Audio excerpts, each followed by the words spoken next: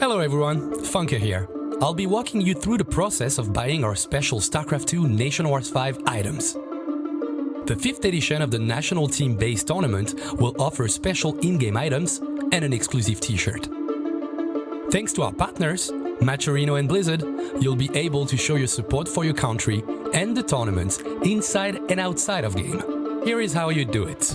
First, connect to matcherino.com/NW5. You will be warped into this page.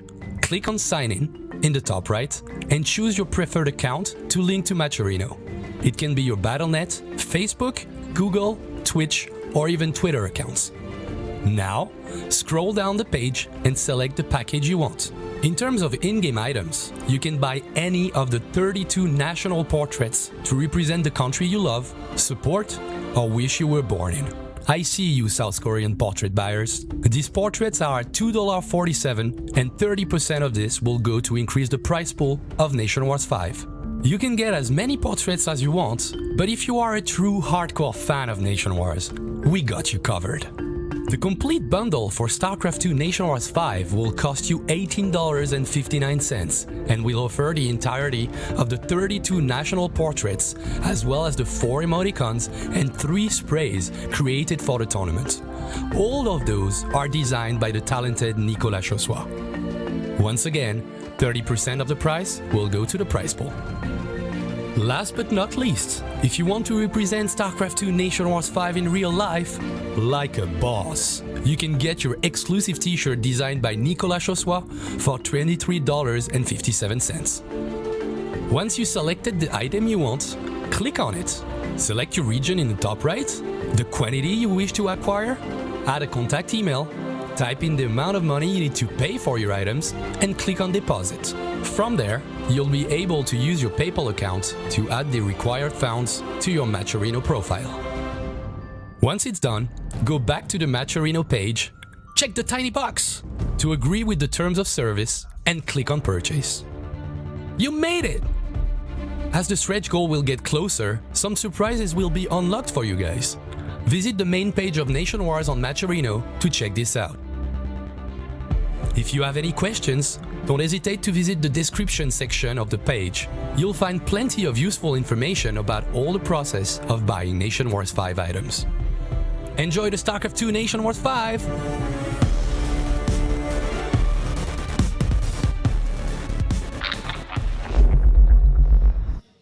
Hello everyone, we're getting prepared for our next series. We just saw Hearthstone take out Mexico 4-2, continuing to be really the ace of the Netherlands. Yeah, Hearthstone, this tournament, I don't know what's going on with him, but he found the motivation. It must be the flag. He wants to represent the flag. He wants to make Roddy proud, I think is what it is. Yeah, that always encourages me, you know, whenever I'm like really feeling down on StarCraft, it's like, what would Roddy do? Roddy would be passionate and want me to win. I thought you were going to say like some different names from your country. No. Like those were the ones you want to make it's proud. Roddy. Natanias or something, you know? Nope, it's Roddy. Exactly right. Okay, good to know. Yeah, very impressive by Hearthstone, and now we have basically South Korea going up against the very strong Cyril and his compadres from Finland. Yeah. This is going to be a tough one, I think, for Cyril. I mean, he's already shown that he's not someone that just, you know, easily takes all 4 games, even against people that we think he will. Like, he's lost, and he will probably lose at least once here today against South Korea. Probably against Innovation. That's kind of the talk of the town, basically. Going for it. Yeah, I mean, it's you know, even I think I asked him when he first came here, I was like, do you agree that like your versus Terran is kind of your weak point? And he was like, yeah, I agree. And his reasoning was that there's not a lot of really great Terrans in Europe. Yeah. You know, he got some pretty decent practice when he was in Korea, but you know, it's kind of a limited pool in Europe. Thermal being one of the guys to kind of give him the good ZVT practice, but. No, I agreed. So I think Innovation would take him down. But the kind of question is, like, can South Korea take Cyril down twice? Can Cyril take down South Korea 4 times? Yeah. That would be tough. Brutal, honest truth. I asked him about his chances against South Korea, and he told me that he thought he had a good chance against Sue or MMA, but against Innovation would be hard. Maybe if he got a good map, he could do it. There you go. Looks like we're actually going to take a video of Korea's road to the round of 4. So check it out.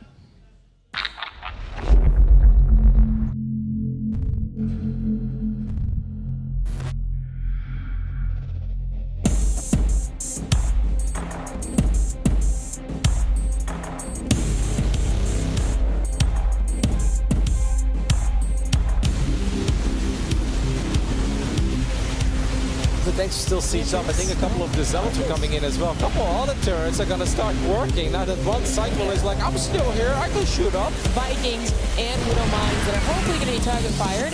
And actually, that's just it. Can he get anything done against those ghosts? There's a lot of them. We'll see the kiting back from the Mexican players. Bailings trying to reach the melee range, trying to take out a lot of Marauders. Ultralisk on the, well, even gonna get blown up by all the snipes. No detection. I mean, a lot of the Ultras just went down. Of course, a lot of the Bio went down. Fantasy Siege Guns pulling his face. Go for now. He needs to break the content cutting work for Korea and Innovation. Most of the Marines have died. The tanks are not doing the job. He's actually doing it. He's doing it. Wow. He will defend against it. It will cost him 13 SCV, but he got everything. I can't believe he just refuses to die. That's what we clearly saw there, as the anti-armor missiles are gonna go down one more time. Okay, the intermissile armor is pretty good, but now can you take a fight with this? He's actually retreating because he did deal that some damage. He reduced the armor, but he just doesn't have the units to fight against that army. The Hydralisk and Broodlords, they are still dealing a massive amount of damage. Those two tanks on the front are actually gonna get demolished right there. There's no energy left on those ghosts. The snipes there are being cancelled. Nice trench fuses from Rainer, and I think the Italian player is doing it. He's actually breaking Innovation. There's no answer against all these Broodlords. The Vikings are going to show up one more time. They have been prepared. Can these Hydras get close enough? There are no Vipers here, so no parasitic bomb.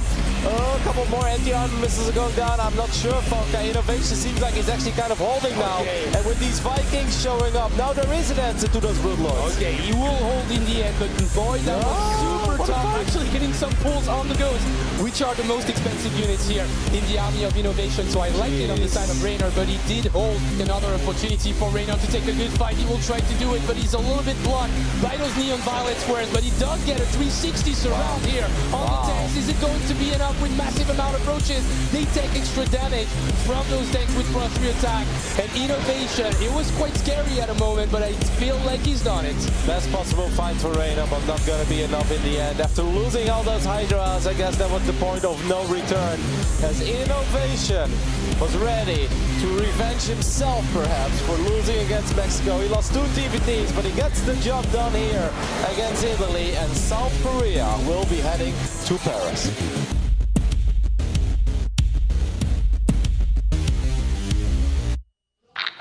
Not a perfect run to the round of 4. Mexico really tripped them up, but they came back. They came through as expected. I think it's very rare to expect South Korea not to make it to a round of 4. Yeah, and now Mexico's out. The one team that beat them, they didn't make it to the grand finals, so they're going to be the heavy favorite here, I think, going into the rest of these tournaments. Yeah. They look pretty calm. They don't look nervous at all, these ones. Tell you that. Yeah, I think it's, of course, Innovation always looks quite calm. MMA very excited to be here in Paris, like very, very excited. And then SOS, or not SOS, that was last year. Sue wants to get through Nation Wars without winning a single map. That's what he said in his interview. He's going for the Stefano Award. Yes, he's going to let everyone else do the work for him. But of course, everyone expects them to be in the actual finals and then up against Netherlands, as we now know who will be in the finals to face them. But they got to get through a guy named Cyril first and his team from Finland. Yeah, which definitely also is a little bit on the crazier side of things. You know, like when you look at Team Netherlands, you know, there's Harstem and then there's 2 other very solid players in Optimus and Uthermal.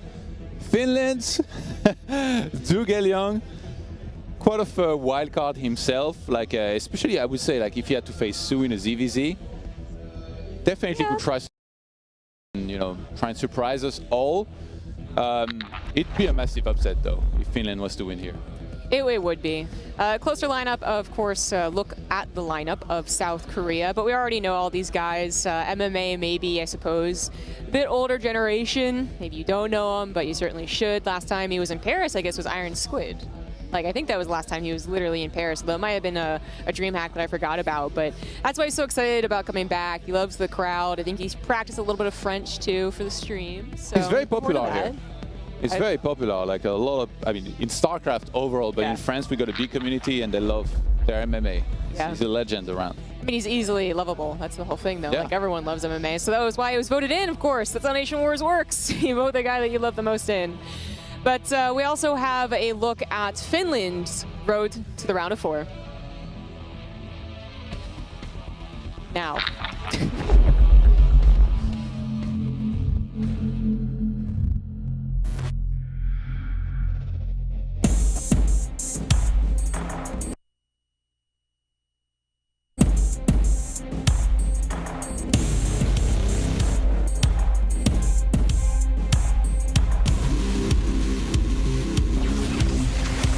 Spine crawlers here. Whoa, that's a lot of Zerglings in the mix as well. I actually kind of like this move by Zhuge, especially with all the spine crawlers. Of course, the shield batteries make this complicated at first, but this is a lot of DPS coming out of our Zerg very early on. Yeah. As the Robo gets on powered, and he knows it. GG, Zhuge.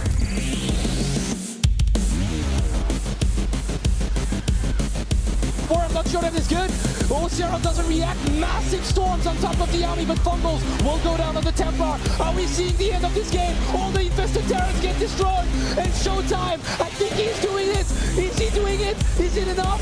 Yeah, the Neural Parasites are really quite good, and Ultras come in. The Ultras have looked so useless. Can they actually do anything here? Immortals are still alive. Neural Parasites are taking out a lot of the Protoss army, and did Cyril just do this? No, there's too much. I think Showtime does it for Germany. The Infestors, he doesn't have any detection. The Infestors, they will actually get out of here.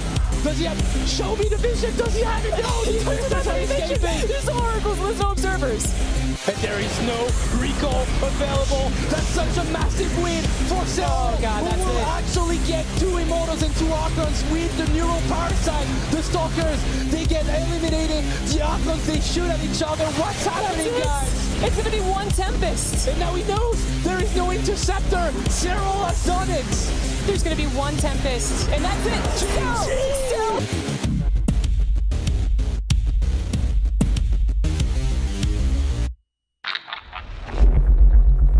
Match of Nation Wars, maybe rivaled by Innovation versus Special, but I don't know. That Showtime Cyril series was quite a way to end only, 2 weeks ago? And now we have Cyril back again live here. Yeah. He's going to be facing off against South Korea, so no epic ZVP, but I'm sure there's going to be some epic ZVTs in store. And a huge shakeup actually in the participants in that top 4. Last year it was South Korea, then you had Canada, Poland, and the last team Germany? was... Yeah, Germany. This time, none of these teams is here. They've been completely replaced by, in part, Finland that took out Germany, last year's participant in a top 4. And mostly thanks to Cyril, who I believe is 11-2 in maps. So he's definitely carried his own weight around. Of course, but there is that too, so he's not absolutely perfect. And it's something that South Korea, I'm sure, has already looked into. MMA has taken this very seriously, studying, I believe, what is going to be the scariest opponent on Finland. Ziglang, he'll have some good builds to show for sure, and ZVZ versus Su could be his best bet, but then there's also the Must Zero, which... Yeah. I actually think that if Su really does plan on not winning any games to get to the finals, that this is the guy he might lose to. Just be so surprised by the cannon rush that he's going to be like, what is even going on? Dima Zero is like the biggest wild card of this entire tournament. I feel like they're the biggest underdog. If you thought that Zhuge Liang's previous ceremonies were cringe-worthy, imagine if Finland beats South Korea here. Yeah, imagine it live in front of an entire crowd. That'll be beautiful. I think he actually has something quite funny planned this time. Well, the last time he tried, it was just an issue, I think, of audio. But I mean, every time he tries a ceremony, to be honest, I'm not sure whether he planned it or not. Well, that's how it goes. We'll maybe get to see. I mean, I think that these guys admit that it's a lot on Cyril's back to carry them through to the finals. But I do believe we're going to be having our interviews with the teams very soon.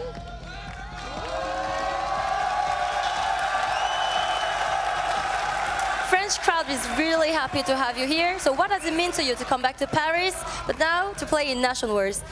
이제 프랑스 사람들이 정말 인기가 많으시네요. 이제 5년 전에 에이언스키 때 우승을 하시고 이제 지금은 내셔널즈로 준결승하러 다시 오셨는데 어떤 지금 소감이 어떠신가요?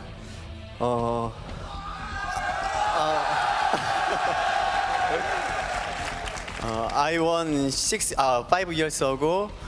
I came back to win.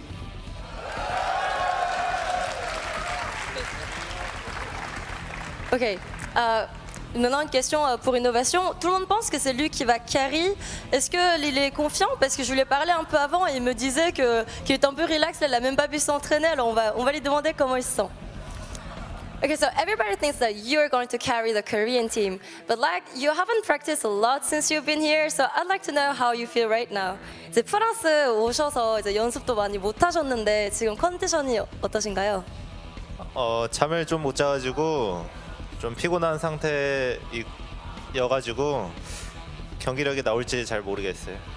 So I haven't slept a lot actually, so I'm really tired and I don't know if I will play well. We'll see. Ok. Donc ça c'était pour la Corée. Vous faites pas avoir, hein. L'année dernière il nous disait qu'il était fatigué, il a all kill l'Allemagne et ensuite il a explosé la finale, donc voilà. Vous faites pas amadouer. Cyril, we talked about being a carry for the team. Innovation might be a carry. Do you feel like you're the carry that Finland deserves? No, absolutely not.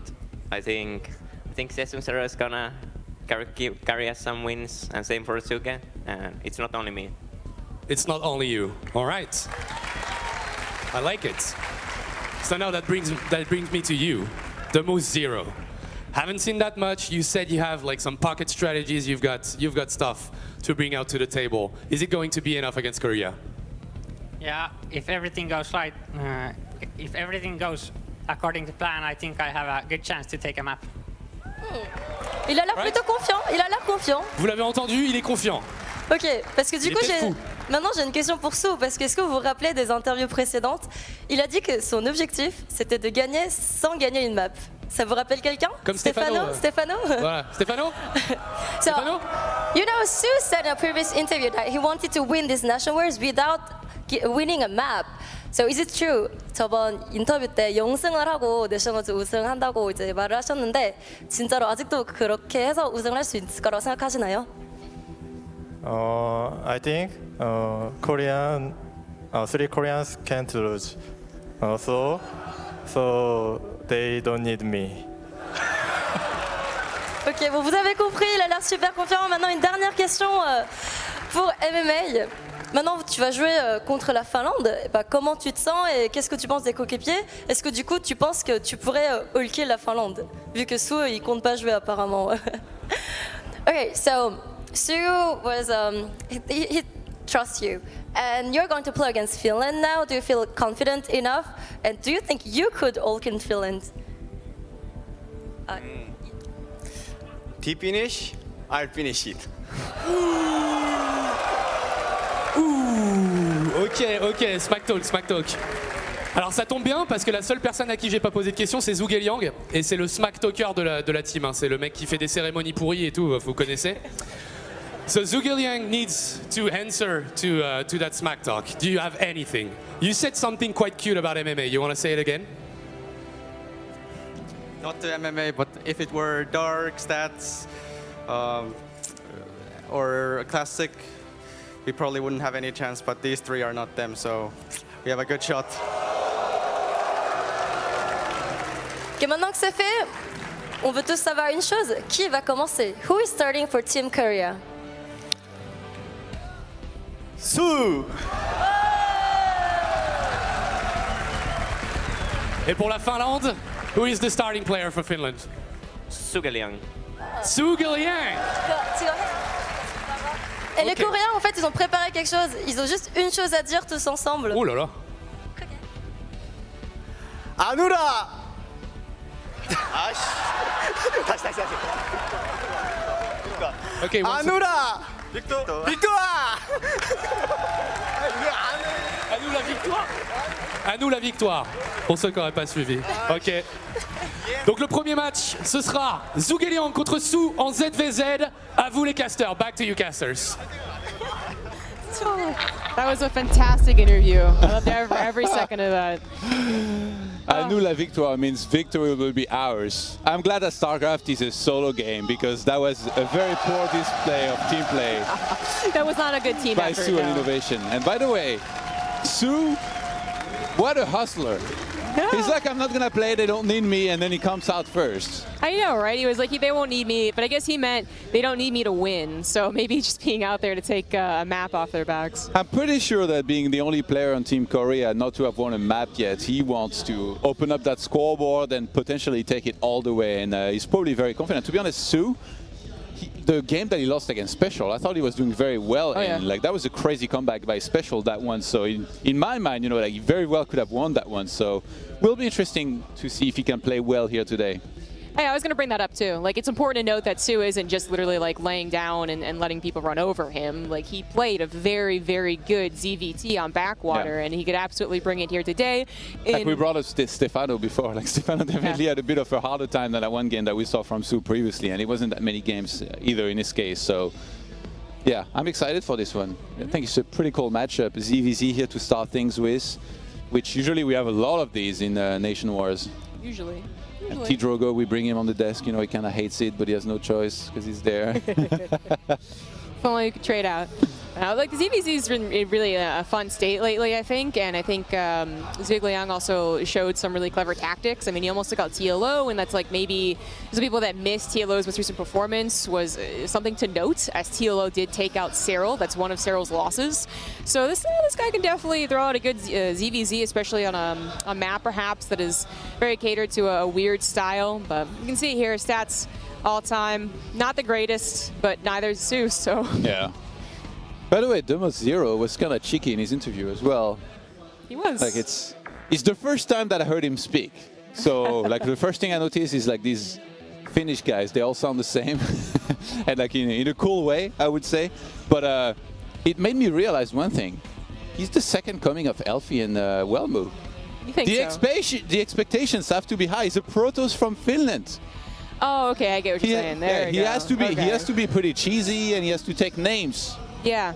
No, I didn't really put that together, but you're right. But I mean, if he's going to be one thing, it's certainly going to be cheesy. I don't know if he's going to be able to take any names today, especially like if Sue does lose to Zhuge. I gave him the best shot against Sue as well, but maybe also surprise MMA or Innovation. But like I mentioned, like his stats in Nation Wars is also not that impressive, but he's only ever played once, so it's kind of not a great comparison. But he is probably a little hungry to prove that it's, he hasn't just come here for the free Paris trip. Like, he doesn't just depend on Innovation. Who is, hey, he's tired today. Maybe he actually can't pull through. And Sue, I mean, you can't not, like, respect this guy. Like, at any point, he's going to come through and dominate and help his team to the grand finals. And, second place jokes aside, is usually very good in team leagues. It's 6 GSL finals, right? Yes. That he took second place in. That's just crazy to think about. Like, every time this is brought up, I'm like, people always repeat this, but at the same time, it's just like so important that he made 6 finals and lost 6 times in the finals.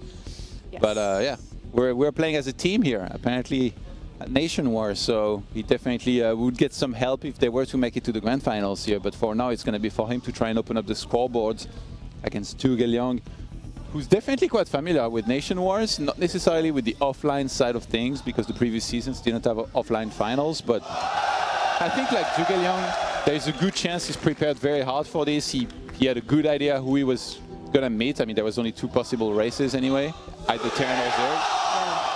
And yeah, apparently he's getting some love from the audience as well. Yeah, apparently. Spreading the love around, but yeah, I think that he's prepared something, and I'm quite excited to see what, because I think ZVZ, as I mentioned just a couple minutes ago, very, very fun matchup nowadays. It feels like sometimes there's the Roach versus Roach, and it's just like numbers games, which would be disappointing if that happened, but there's so many build open varieties and so many all-ins that can be hits, aggressive tactics that end up going into a macro game. Like, it is a pretty interesting mirror matchup, and one that Zhuge Liang has had some success with in Nation Wars. It's definitely a matchup which has the potential not to make it past the Ling and Bane phase, basically. Just kind of stay on there, they fight, and then one wins, one loses. Like, to be honest, if I was Zhuge Liang, I would not even think about going for something like a Hive. I'd just try to make something happen before that, which is still very hard against these Korean Zergs. Like, we've seen it time after time. Guys like, whether it's like Sue, Dark, or all these top Korean Zergs, whenever they face non-Korean Zergs, they make it look so easy a lot of the time.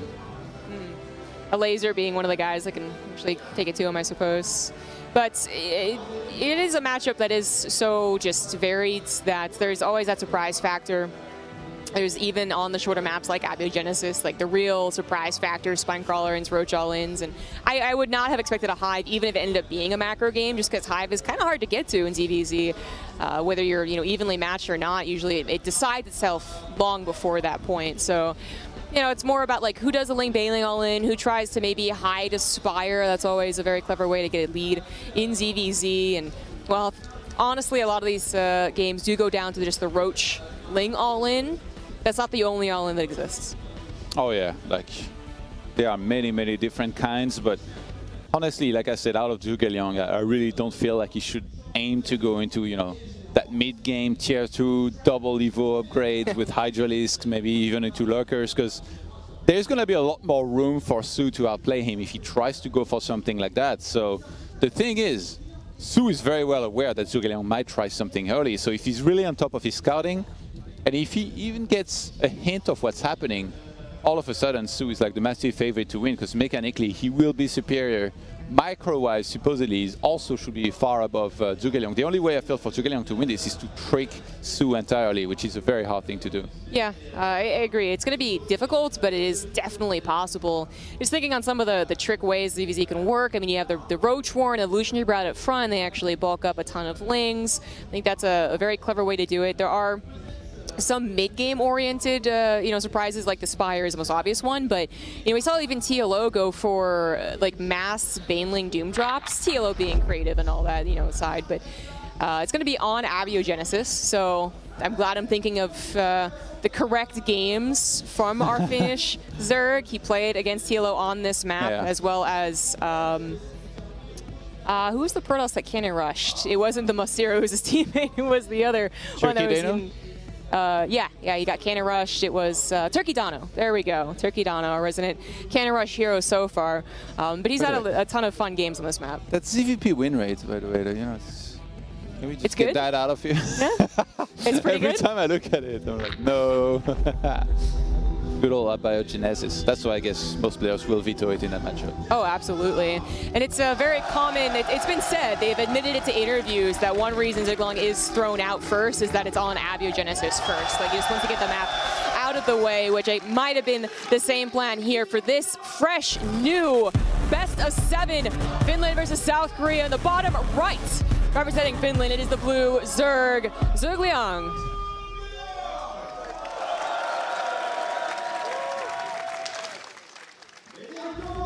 In the top left, yet to win a game in Nation Wars for South Korea, it is Su.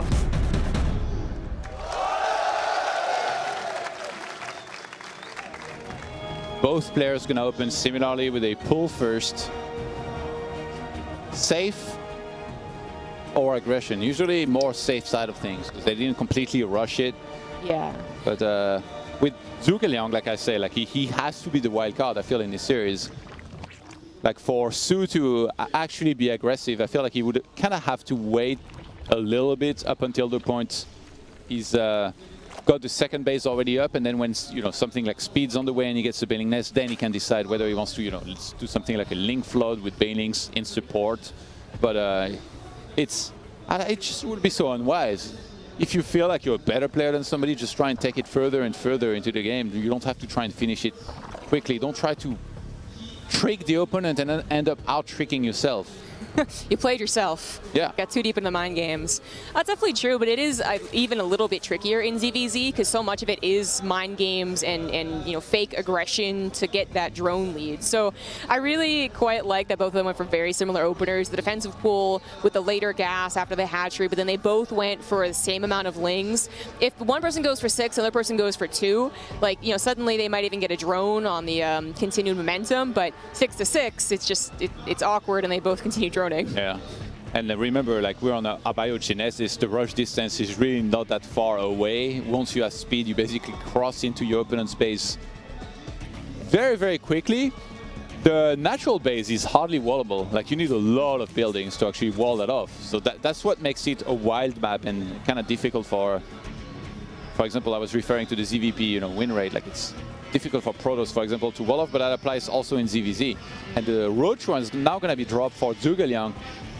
He might be hoping for Su to go for a Bailing Nest and maybe try to go for a Roach Ling attack. Like obviously it's still early to tell, but in my mind, I'm like 100% sure like he has to be the aggressive guy. I feel like a Roach Ling attack could be the thing here that gives him a chance. It could. We do see this quite a bit, it feels, in Nation Wars even specifically, but on this map in ZVZ. One player goes for the Roach War, another player goes for speed. Sometimes it works out well for the Roach player. They get it at enough time and then they can counter, but sometimes Actually, it looks really bad. It would be pure Roach because he didn't make speed. I just realized. Yeah. So he's saving his gas. 6 Roaches are going to start. Let's see how many he goes up to. Not having speed means starting Lings behind this will be very hard to try and reinforce with. They will take forever to get across the map. Su starting 16 Lings against the 7 Roaches of Zhuge Liang. I do think it's more about defending and then pressuring if you think there's an opportunity, if you think that they're panicking and trying to get to their own Roach Warren, when really, and like, it's kind of funny thing about it is that like Roaches this early in such low numbers is beat out by speed. Either the counterattack works too well or they get surrounded with the help of like a couple of queens.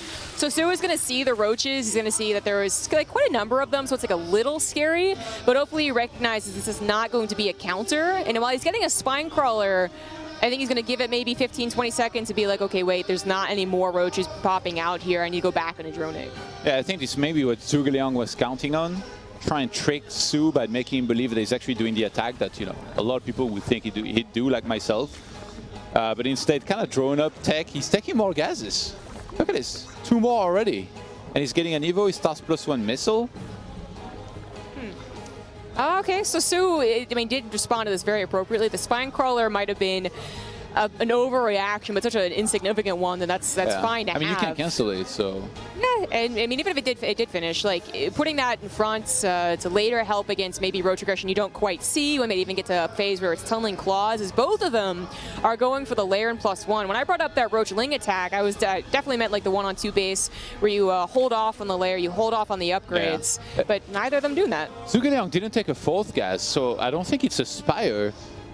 He might just get Gliar Reconstitution and Roach Flood. Like if he was to start hiding Roaches right now and only produce Roaches out of his 42 drones.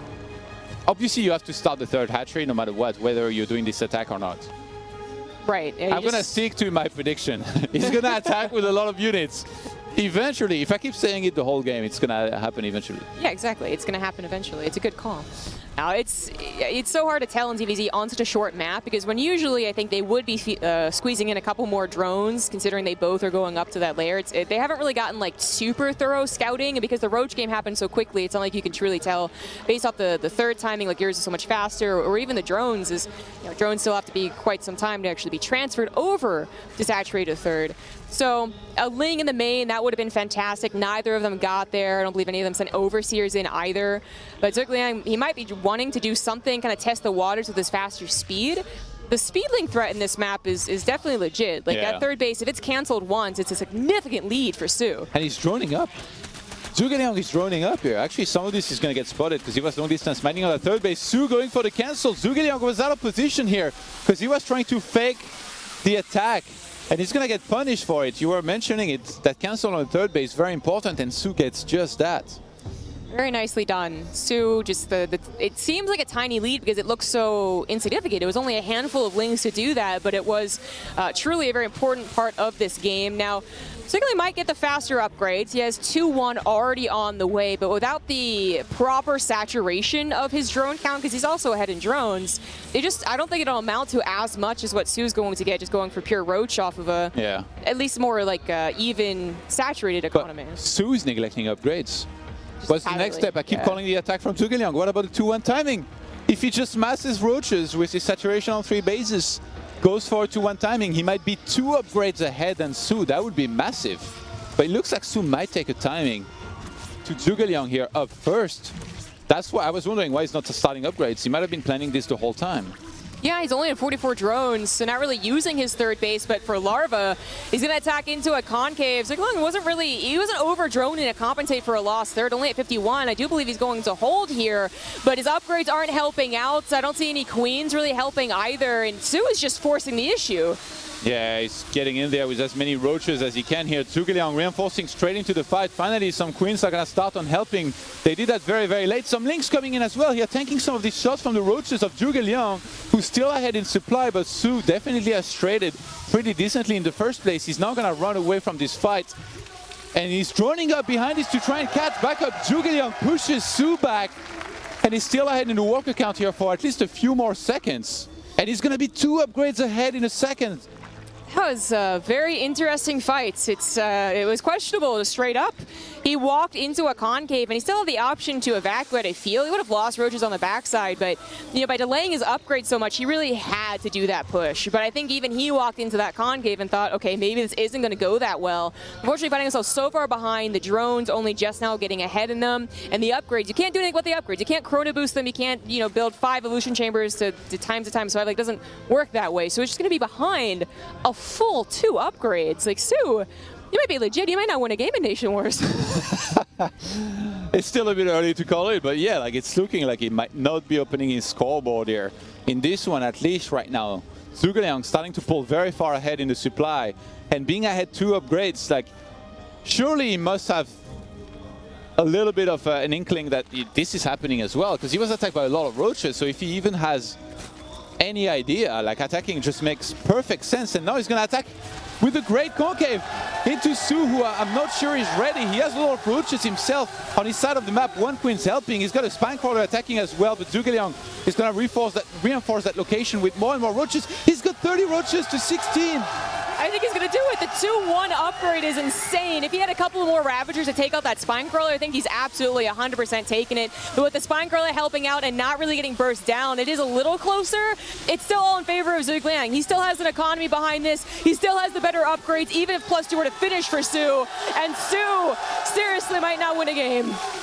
He does push this back, but it's all about the reinforcements. Zhuge Liang still has the upgrade, still has better reinforcements, and is pushing through. Yeah, Su cannot overextend here. He needs to regroup. He needs to keep on defending on his side of the map somehow. He's only lost 4 drones, so he's still ahead on the work account by just a single one.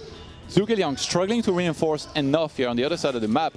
Still quite a bit ahead in supply. I like that he's regrouping, he's taking his time, he's making sure that he's got superior numbers before he moves right in there again. Did he kill? He might have killed the queen on the 3rd base, which would mean no inject there for some time, which is a massive big deal because then it hinders the production. Yeah, Su, he lost that 1 queen here on the 3rd base. I thought he lost his queen in the natural too, but he had to replace that. Oh, yeah, this is bad. This is bad. Not, oh my god. He has no injects to work with. Absolutely no injects yet. He's still kind of starved on minerals and gas, so that doesn't look to be his problem. But yeah, he's just entirely out of larva. 37 roaches against 26. How is Su supposed to hold this? He's not supposed to. Zhuge Liang is supposed to win, but just a shocking results to make it look so easy as well. Just holding an attack with ease from Su and then countering with superior upgrades. There has to be some real magic roach micro to happen to actually overcome almost 30 supply, but his upgrade is done, so he's only behind by that carapace, and it looks like he is taking some smarter engagements. Su is kind of doing that actually, he's using the launch pad here at the end of the creep and the speeds to kind of attack very fast and then pull back every single time just on time before he's going to start getting hit back. And Zhuge Liang is having a really hard time despite having a lot more army in breaking that position here from Su. I'm surprised we haven't seen actually, well, I guess he doesn't really have the gas, but a lot of the time when you have this many roaches, tunneling claws and burrow would be a great way to kind of transition into more aggression. I guess it's difficult to transition from this point too, because one of the things you don't want to have happen is have this lead, have an upgrade lead, and then try and go to Hydras or Lurkers, and the other guy just maxed out on roaches and kills you anyways. That would not be a great way to go. But in the other hand, I think this is maybe a point where he can't quite push into Su. He can't end the game despite the superior lead and upgrades and supply. And transitioning to a 4th base, maybe even 7 more drones here might be the better option. But now that he's maxed out, I guess he's going to try and force the issue similar to what Su did to him only a couple minutes ago. He just has so many roaches. I feel like he should have been able to break through already, but Su did such a good job at setting up defensively. What's the roach count actually from both and Ravager? 67 to 43, but 3 Ravagers to 11. So I guess those corrosive bites are pretty... 11 Ravagers, that's a lot of corrosive bites. It's basically going to be raining all the time. And you need to dodge all of them. This has become ideally. a lot closer. Oh, it's going to move in there?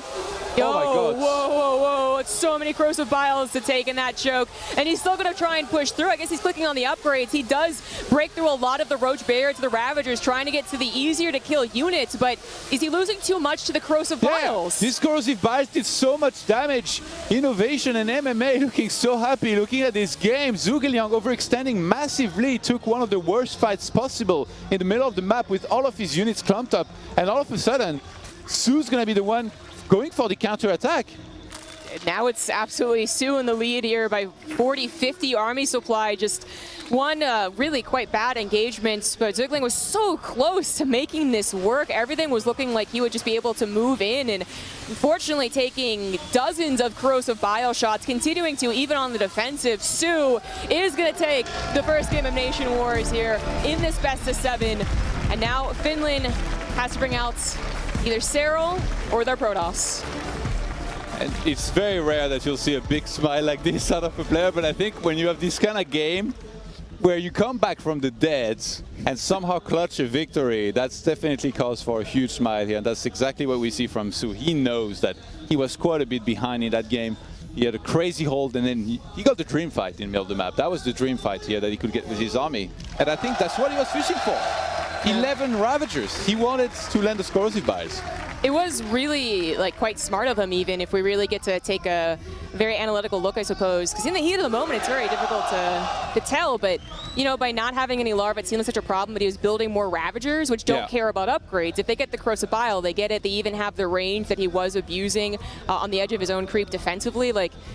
I really feel like most other Zergs do just topple. They're like, okay, I don't have the upgrades, I guess I die. But now with some very clever micro, proving that Roach versus Roach isn't just a numbers game, Su is now forcing Finland to really consider what's going to come out next. And Finland now has 2 minutes to decide whether it's going to be the Zero Mus or Cyril to come out next. Say Protoss or Zerg to try and take on Su. I think they kind of have to anticipate what's going to happen. With maybe worst case scenario, if the Zero Mus was to lose, then what's the next map for potential maybe ZVZ for Cyril, and then decide from there. And also Cyril has to mind the maps after that for a potential innovation matchup too, or MMA. So it's not the start that they would have hoped for, especially considering how it was going here. Definitely things turn very grim quickly after that fight in the middle of the map here in game 1. Yeah. From a supply lead to a 40 supply deficit. Oh, I was looking and it swung very quickly. Yeah, well, when you walk into that many corrosive biles, I suppose that's supposed to happen, but still debating here. I think if the map is, and I think that the Cyril has done cannon rushers on most maps, then I think you try it. I give him the win against Su and Su only. I don't think he beats a Terran with his style of play. So maybe just throw him out, try and get that victory. But Cyril has not been shy about coming out second. Something to be said about momentum as well. He doesn't want to be in the last life already at his first time coming through. We're going to find out in about 20 seconds. I feel like they're intentionally not showing who it is. They already know. Zero Mus or Cyril. He put his bag with his name on the couch. Oh, does that mean something? Cyril comes out. All right. And the crowd is pretty happy about that. Cyril, the fan favorites for Finland for sure. Just his performance in the last year and a half, really. 2017 wasn't his year; it was Neeb's year. But they both had kind of similar storylines, similar age, and then 2018 really hit, and it's been fantastic for this guy. He's definitely higher rated now that he's won a WCS event in terms of competition outside of South Korea. Very high up there, by many considered still the best non-Korean player, even though I like that as well. There is a lot of players that are very competitive outside of South Korea and that can compete with some of them. But the real thing is that in a tournament like Nation Wars, they all play for different countries. You got Kelazur on Brazil, Special on Mexico.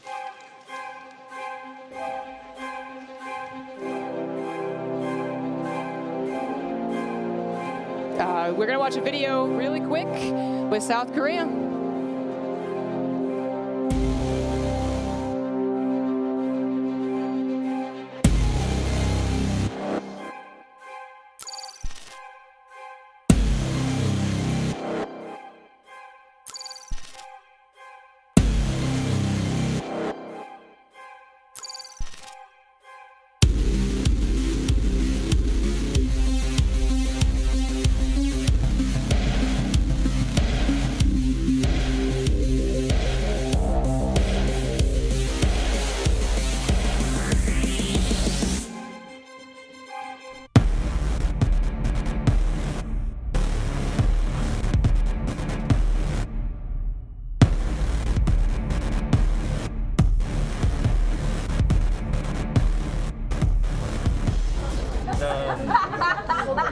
외국 분들이 저를 되게 좋아해 주시는 것 같아서 감사하고 또 신기하기도 하고 저도 왜 이렇게 많은 표를 받는지 궁금하네요. 뽑히는 과정부터 좀 많이 치열했거든요.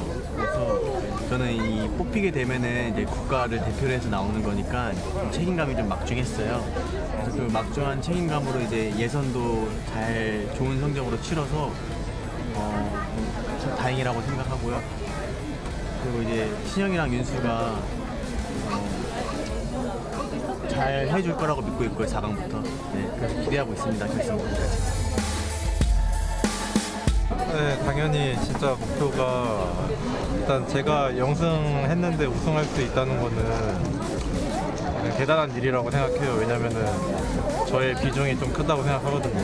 이 팀에게 있어서. 아무래도 좀 팀원을 믿었던 것 같아요. 이제 저도 뒤에 팀원이 있으니까. 근데 믿을 사람이 없는 것 같아요. 스페셜이 자기 MMR 한국 6,000점이라고 하더라고요. 그래서 솔직히 그때는 너무 못해가지고 저희 4명 다 좀 경기력이 안 좋았지. 솔직히 제대로 하면 상대가 안 되긴 하죠. MMA. 에이 이거지 이게 아니라 이거지 아니면 이거던가 하신가요? 그럼요. 무조건 이번엔 우승할 자신 있고요. 뭐 신영이 윤수 말고 제가 한번 일을 내보겠습니다. 일단 저는 결승 가서 거의 다 우승을 했었어가지고 누구의 힘이 센지 붙어보면 되겠네요. 무난한 트리플 플레이로 압도하겠습니다. 자일리트를 씹어주겠습니다. 쓰라리 잘한다 하지만 아직은 제 선일 것 같아요.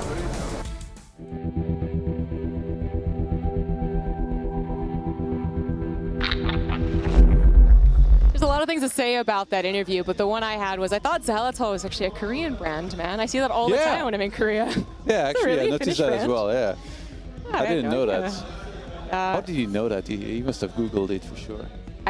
Whoever did it, I guess. But it's kind of amazing if that is coincidentally played that way. Like I had no idea. But of course, we're in the next game, Cyril versus Sue. Who's in the background, he confused me. But Cyril versus Sue in the ZVZ. And this guy, who we're watching right now, is just really good at ZVZ. I mean, Sue is no slouch at any matchup. And he's joking about not winning the games, and he wins a game, and they're joking in the interview, maybe we're not that great, and it's going to be my or against yours. But Sue is just someone you can't disrespect. You can't expect. You can always expect to pull it through when it is pretty clutch, and he's always been good at the team games. So I think he's got a very good chance if he really is in the right mood, the right mindset. And after a win, I think he is. He did say that he was confident against either Sue or MMA that the hard matchup would be Innovation. So we see if he can take it there. That was a great interview. I love that MMA was rocking the Crocs in the park. And that Innovation cutthroat gesture. Somebody give that, please. That would be a fantastic gift. I really love when the Korean players especially are really able to kind of let go and they're in the right environments and an interview like that, so you can do behind the scenes. You can really get to see their personality. But we are getting into the game on Blackpink. It's game number 2 in the top right. Now coming out for Finland, he is Cyril.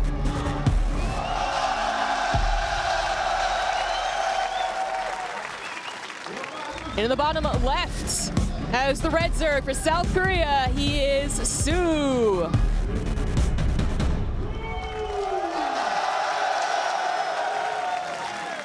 The French intro was a bit delayed, but yeah.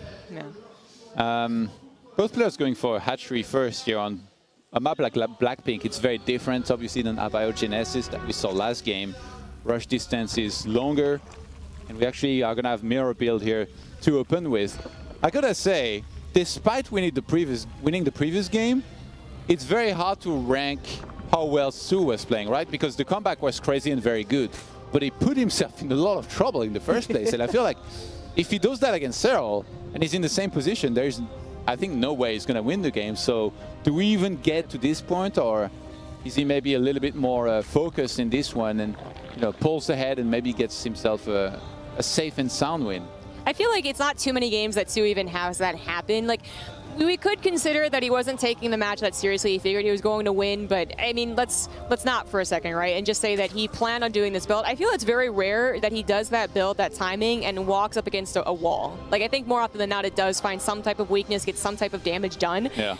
So I don't think that it'd happen again. I don't know if you try again, but you're absolutely right. If it does happen, Cyril is not going to make the same mistakes that his teammate did. It's just, when I watched Su win the battles where I thought he was absolutely dead, I was like, I've watched Roach's micro better than other guys' Roaches a couple of times, and those couple of times were Cyril. Cyril just, yeah, I mean, there's some understanding of the Roach versus Roach war that I certainly can't do, but these guys absolutely can. And well, you talked a lot about Roaches. We are starting off with fast +1 Carapace for Su. How do you like that?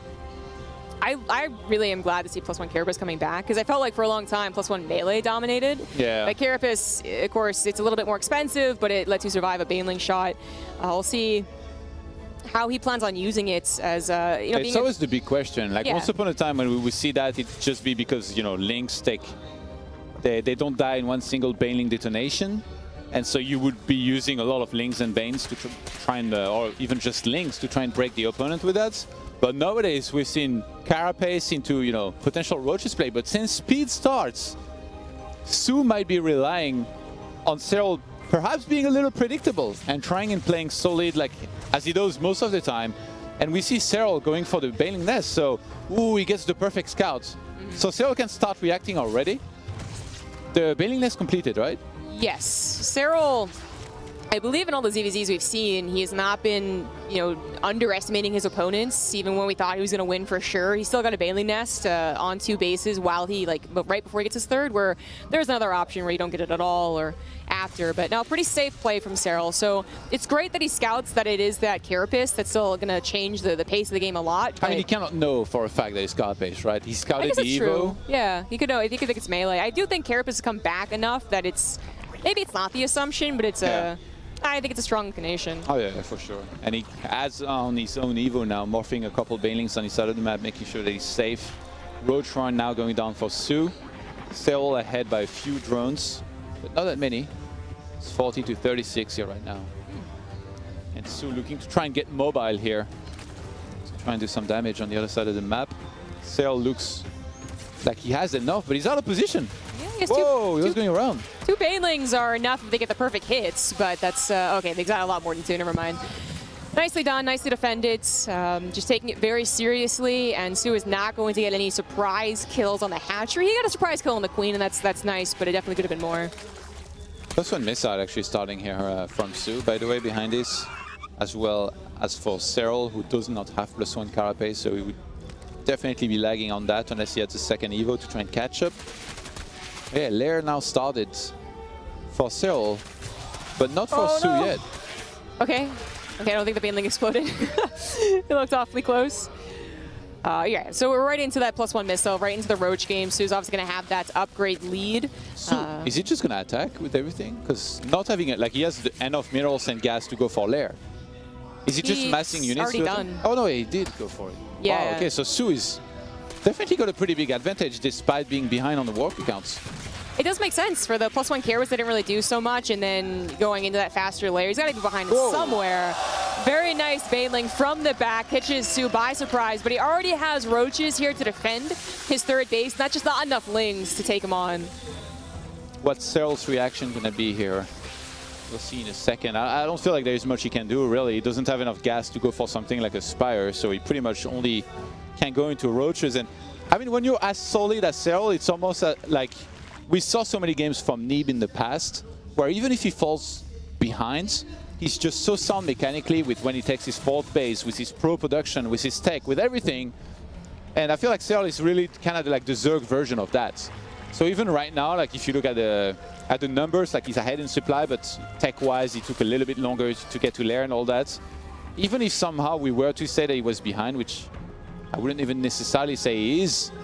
I think that Cyril is one of those guys that can come back just through consistent, perfect injects and production, and he's actually catching up nicely here on the army counts. With defender's advantage and +1 finishing up just in time, I think he's good to go. I don't know if Su's really going to push in, maybe kind of recalling last game where he thought an opportunity and absolutely wasn't the case. But this time he has the upgrade lead, the opposite situation. But yeah, I think that's just too much. But he's going to trade out as best as he can and follow this up with a Spire. Cyril is defending quite well, but he's going to need some reinforcements. I think he's going to have enough.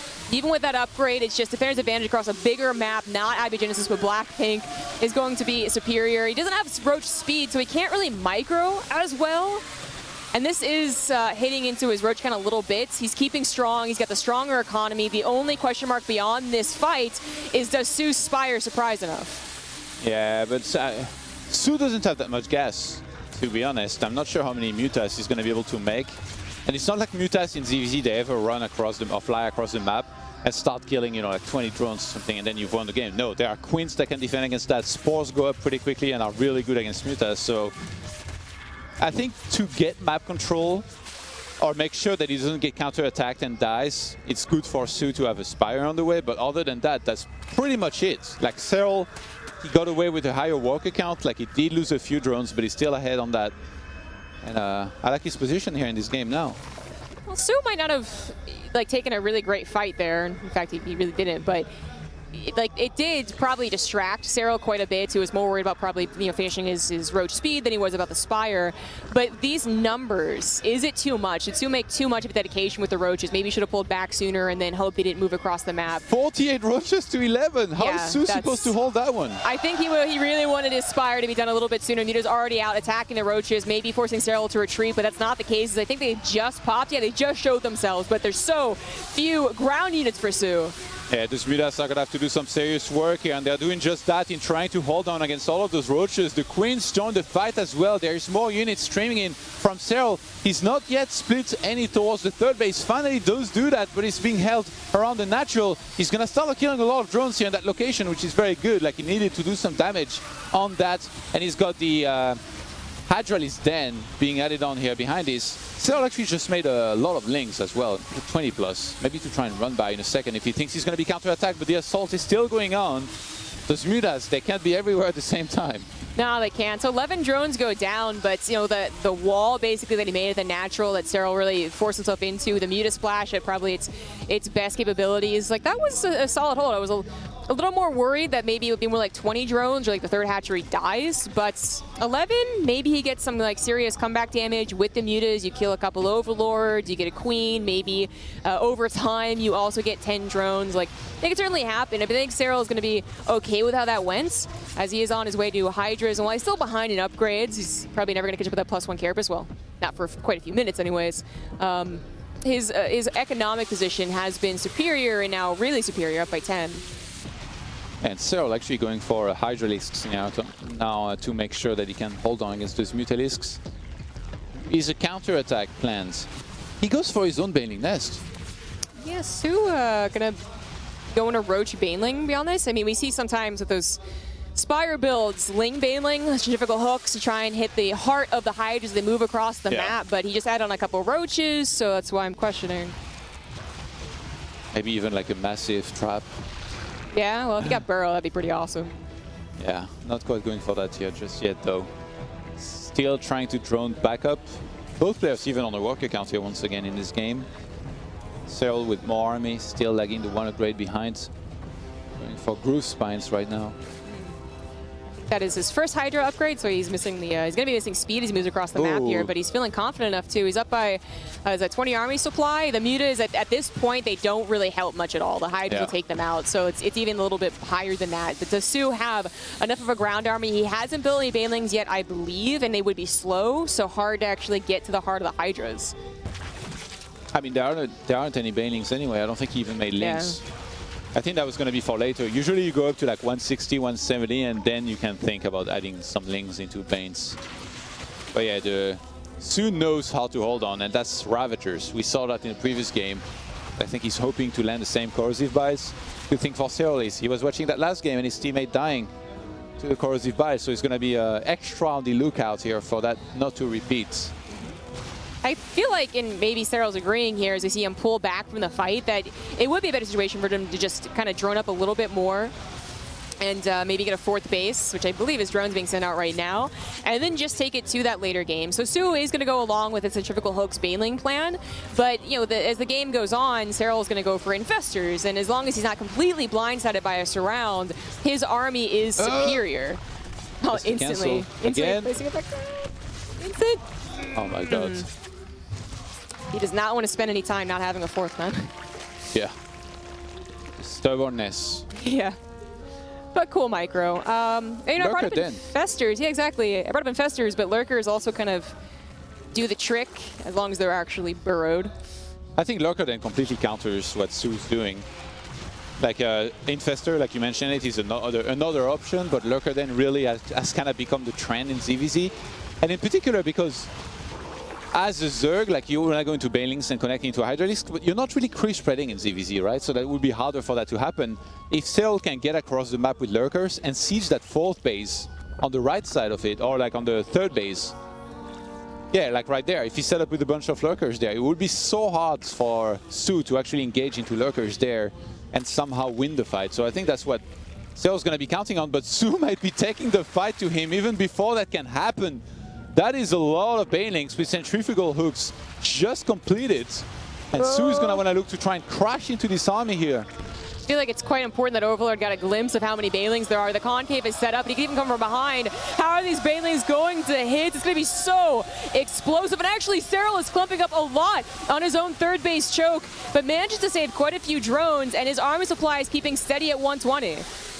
Yeah, Su getting right back in there here. He's got so much army still. Corrosive Bites looking to try and land, but Cyril's dodging most of them super well. He lost 10 drones. Cyril has to hold on convincingly here if he wants to have a chance to win this. He's behind in walkers. He's behind in army, pulling back, dodging the Corrosive Bites, but it's mostly only these Ravagers left over, so Su is forced back, but not before dealing a great amount of damage here onto that army. And keep in mind, because he still has a lot of Ravagers, he can buy a lot of time, land Corrosive Bite on top of Lurkers, and that would be very hard for Cyril to actually set up properly a siege, let alone defend here on this side of the map.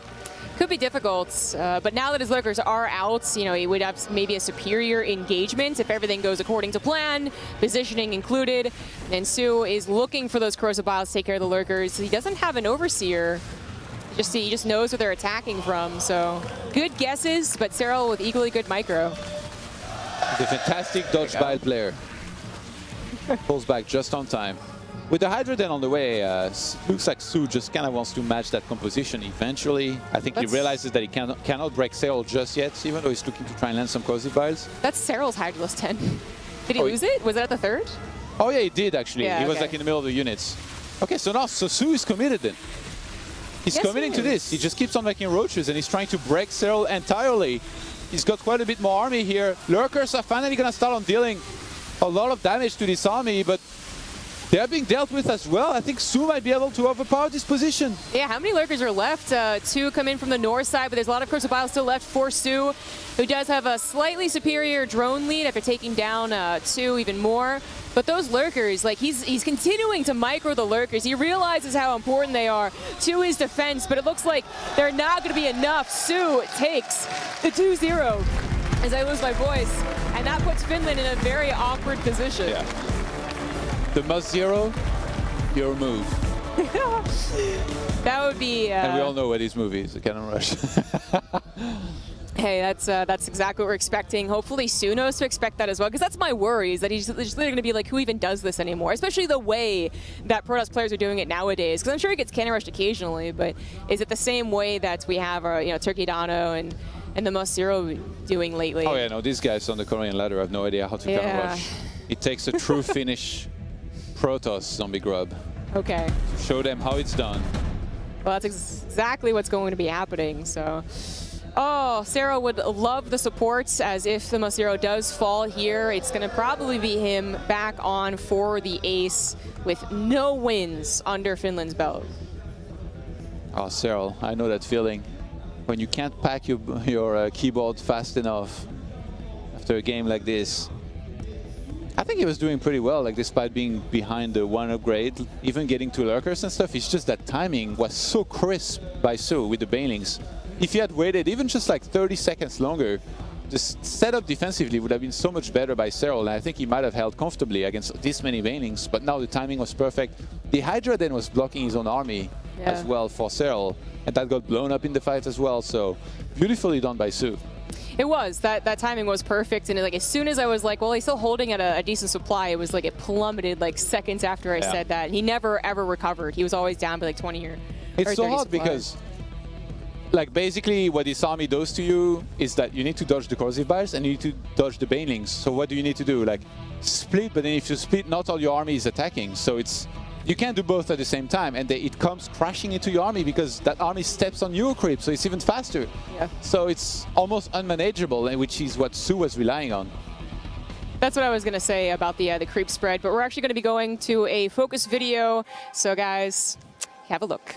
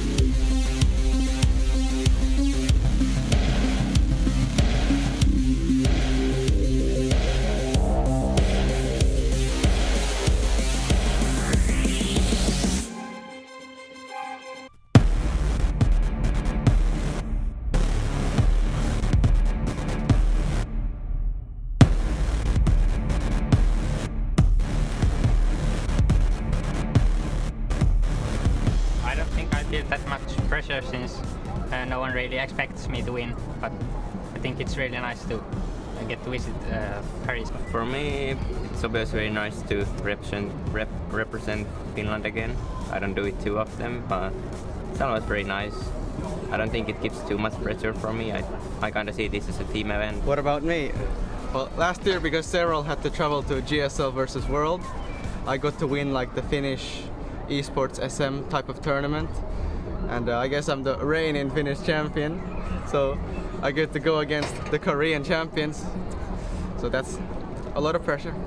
I guess there's a lot of synergy with our team. Like, we're not going to be doubting who to send to the ace match. We're not going to be doubting in what situation me or Musiro are going to come out. Like, I think Team Finland's strategy plays out by itself. Yeah, I think it also takes away a bit of the pressure since, and I get to prepare some builds, and hopefully Team Korea doesn't really know about me. I don't know, like maybe I'll just do like a typical sports ceremony, but chances are low because Korea is very strong. We have a plan, but I'm not gonna reveal it too much. But I think we have a decent plan. Yes. Maybe it can work out. I remember watching the Iron Squid 2 with was it Nesty, MMA, Marinkin. I don't remember the last player, but it was really epic with the huge crowd, so looking forward to it. Well, the last time Cyril, Innovation and Su played in the same tournament was Katowice, and we used that as a standard of comparison. Su didn't even pass the qualifiers, the offline qualifiers, and Innovation didn't even get to the playoffs. Correct me if I'm wrong, so Cyril got top 4. Yeah, sure. I think we have a decent shot, if not a good shot. I think all of us can take maps. Try my best to not get supply blocked, make some drones, make some army, defend his pushes. Yeah, I think with correct maps and that kind of stuff, I think we can take Innovation down. Aloitetaan sitten. Mä puhun nyt suomea. MMAn ei olisi pitänyt edes tulla takaisin tähän peliin, kun tuli Intistä. Innovation nyt. Monta tyttöystävää on ollut ja ehkä olisi hyvä aika. Joo, ja viimeiseksi vielä häyhä taas on suun alas meille, että kyllä meidän pitäisi noin korealaiset aika helposti saada alas. No, kyllä se ralli kaataa.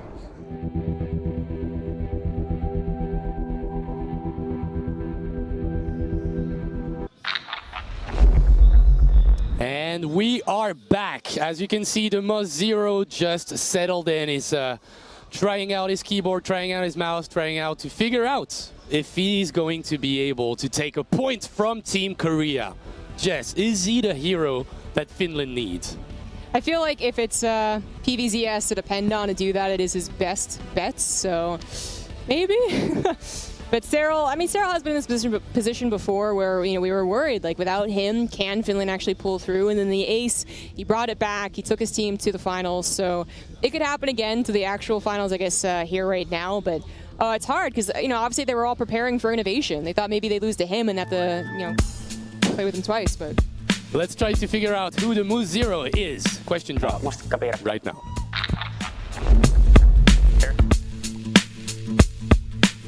Mustikka Pirkka. Turkey Dano. Cannon Rush. French fries. Mexico. Terran OP. Roti. StarCraft 3. Croissant. Colossus. Practice all day. Setup.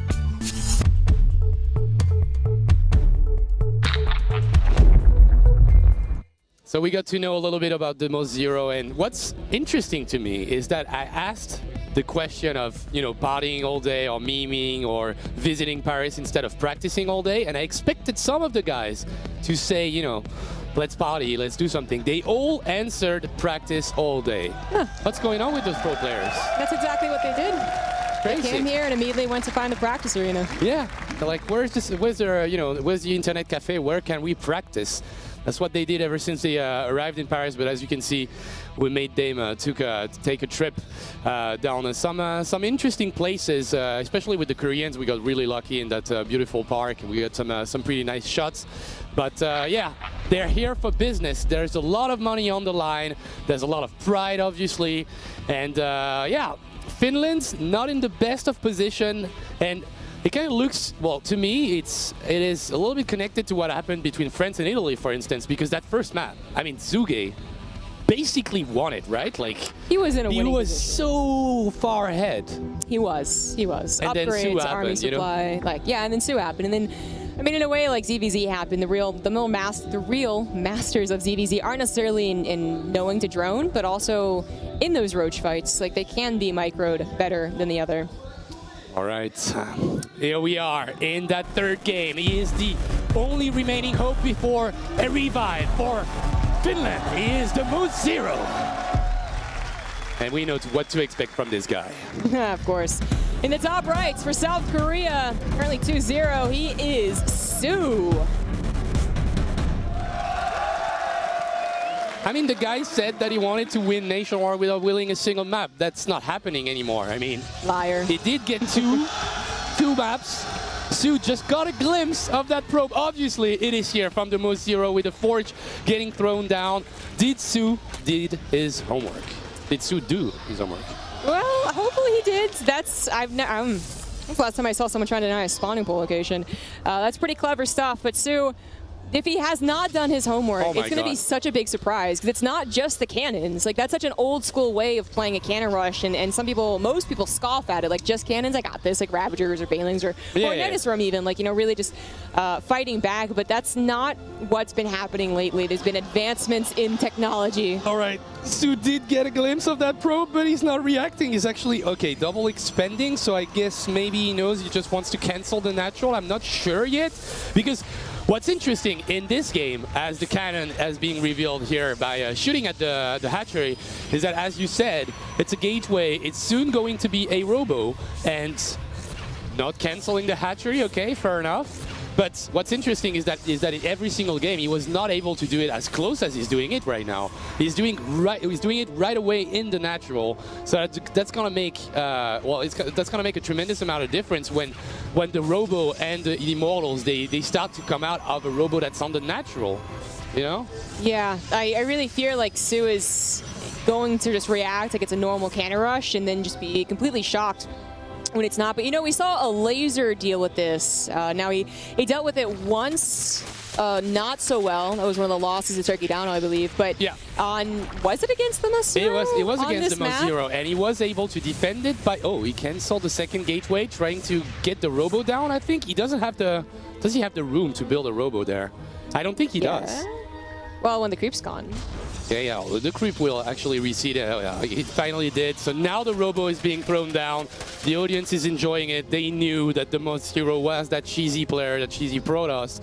And he's showing it right now. And I think like the way it started is kind of cool. I mean, you get the hatchery that hasn't been cancelled. He did get a couple of drones out, and he will keep on doing those. Like, he will get 3 drones to that third base. That's quite crazy to think about it. I wonder if Sue did his homework. Did he watch a Lasers game on this map against this guy? It's quite coincidental that it is this map, as Sue had he almost lost to the first player from Finland, then almost, was going to have a tough time against the second player. So it's like, it's pretty coincidental. It's on Eastwatch again. But regardless of that, like, did he watch that and say, okay, a great strategy to cannon rushing is just to out-expand? Gosh, that was some pretty cool micro. Yeah. Then shield battery made it worthless, but it was still there. Those Zerglings were there, and they made their work on that Stalker. But still 3 bases available for Sue by getting the gold on the north side. So that's a cool, as you can see, he has the portrait of a probe, which is quite fitting. Considering that's what's the kind of strategy that he uses. But as you mentioned, out-expanding, still getting some units on the map, still getting some economy going for himself with 3 bases. Now we'll be able to produce roaches, Zerglings with speed, but roaches are going to be worthless. They will, against double Immortal and a Prism. There's not that much you can do. And if those roaches, they pop out in the main, now we're looking at a perfect wall almost on the natural, so those units are stuck. I really wonder how this is going to go, though. Like, even in a lasers scenario, he didn't really get that many drones out. He didn't have that strong of an economy. He was kind of like desperately out-expanding, whereas Sue just very calmly went to the third and then calmly went to a 4, so he's actually on 3 bases. That's a lot of directions for your units to come from, because there's also already larva here, too, that's being pumped out. So. Yep. I mean, a full surround, it's very odd to say that when you're walking up against a wall and down against a wall. Like, when does that ever happen? But it is a full surround. Corrosive Bile is coming from every which way. It's still going to be about numbers, but the positioning is a little more interesting. Good. That's massive! That force field was so massive early on. He did lose a sentry for it, but I think he's okay with the trade. Now, we've got units that are actually crossing the map. So now, on the side of the Mozero, he does have a cannon.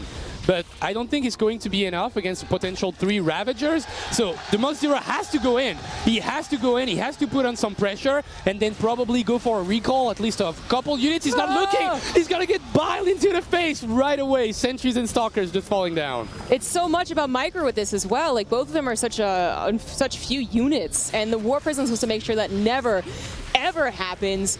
The Mozero might be messing this up. He's actually now attacking, but the Spine Crawler was able to finish. Okay, let's see about the micro in the Prism, but now the Spine Crawler is going to get targeted down, and Sue will pull out the drones right away because he knows the potential of this army. We'll see a third Immortal about to pop out, but this Forge will fall down, and there's going to be a lot of units in the main of the Mozero. So what do you do now? Do you recall some of them, or do you try to go for a full-on base trade with the units you have? I think he goes for the full-on base trade. I mean, his most important units are still the Immortals, and he's able to pump that out regardless if he has a main base or not. But is that really going to be enough? You have just like a ton of units against what is eventually only going to be 3 and then 2. War Prism can only do so much. Okay, finally the units are coming into the main of the Mozero. He's losing the probes, but I think he will not recall. He will let this one die. He's got 200 minerals in the bank, which is not enough for another Immortal. Those Immortals are awfully low. The micro is not perfect on the side of the Mozero. Probably some nerves coming into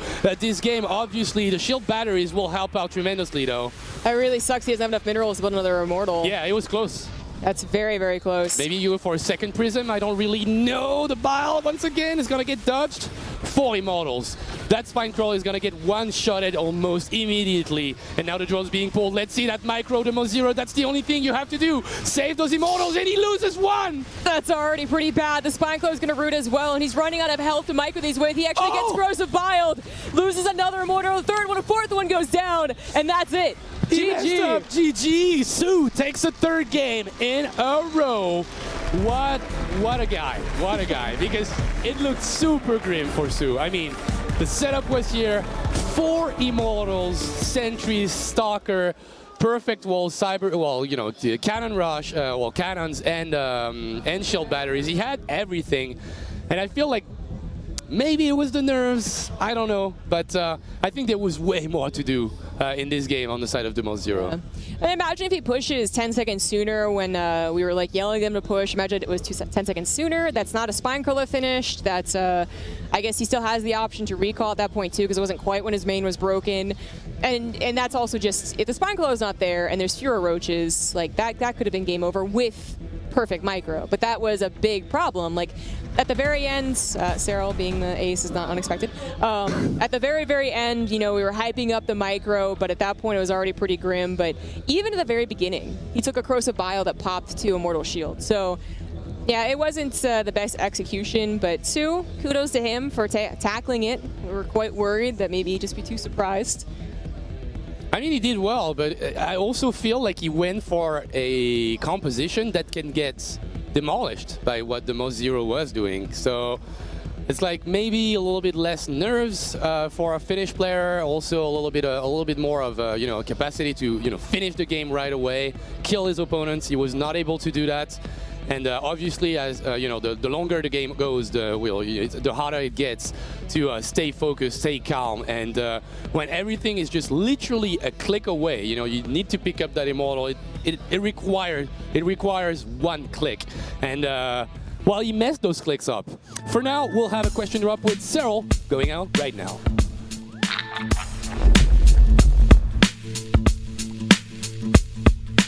Best friend is a bit closer. I'm gonna say Mustikkapiirakka, because to be honest, I don't even know what's on my letter 2. Can't pick between them, but they said Musaro is sort of sniper, so I'll pick him. Terranovi, Broodlord, French fries all the time. Let's say Mexico. Sargot 3 for me. Win BlizzCon. I'm gonna go with Roti. Circling Rumble. That's a hard one. That's a hard one. I don't know. Snoot or Nertia. I don't know, man. Practice all day. Croissant. Neighbor me. I'm gonna say me.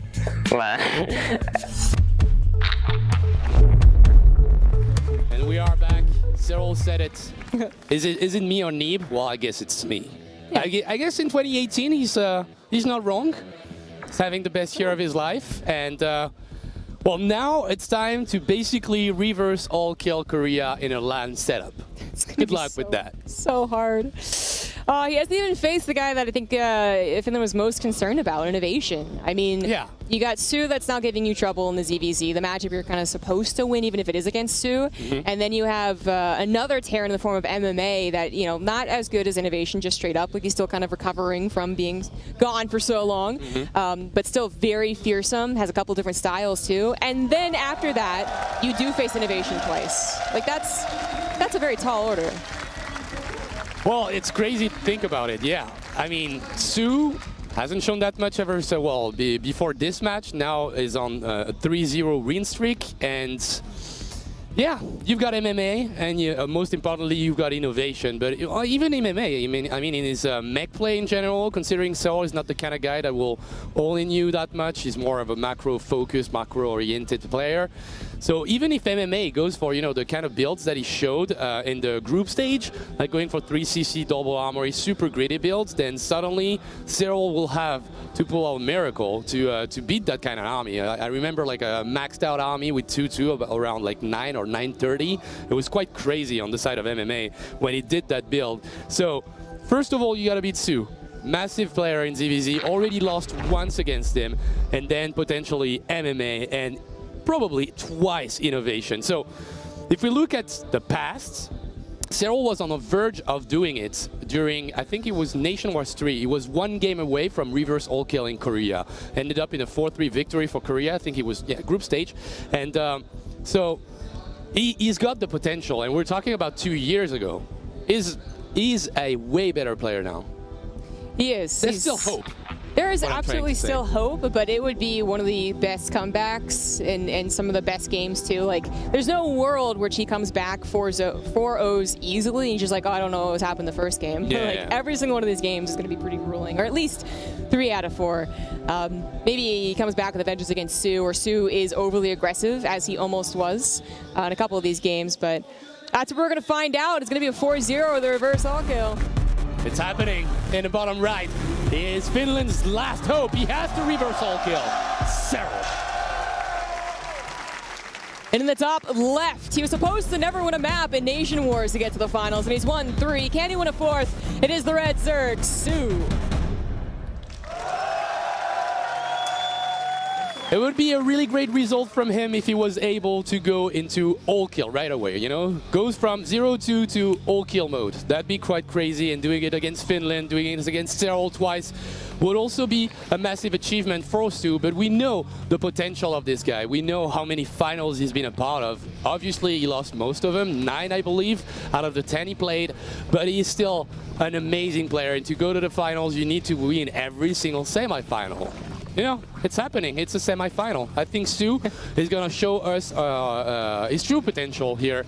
And I'd say, obviously, looking at the scoreboard, 3-0, looking super grim from Finland, but we might be able to witness a miracle, which makes it interesting to me. That is what's going to be interesting, is it? Because it's a miracle that's going to last like another hour. Like, can you be on point against all these players for still a very long time? But Cyril certainly can start things off nicely with ZVZ. Like, it's supposed to be his best matchup. If he can gain momentum by taking Sue down, you know, getting that revenge, getting his feet under him, kind of like, yeah, all right. Then the next player, and I would assume it's MMA, but I guess it's like not a super fair assumption. Evasion can definitely come out second. Yeah. But either way, like, if it's MMA, he continues kind of with the momentum, because I do think he takes that one as well. And then Innovation, the final boss, as he is, maybe then Cyril's already all warmed up. He feels confident in the matchup, and he takes the victory. But it looks like Sue can do the exact same thing. Sue has a plan. Sue will go into +1 carapace super early, obviously before Spid. That's been researched by Cyril whilst he takes a 3rd base. So we're already looking at a not a weird ZVZ, but you know, ZVZ with a little bit of differences between those two guys. We will have a Sue that will try to build a lot of Zerglings and get some damage done, as always. +1 carapace makes it that your Zerglings will survive with 1 HP after they take a Baneling hit, which is the most the biggest influence, I do believe. But also in Zergling versus Zergling war, it will help out tremendously. Let's see if Cyril can get a scout. Those 3 Zerglings, they're doing quite well for themselves. You will check the pocket expansion, but you also get a proper scout of the Evo.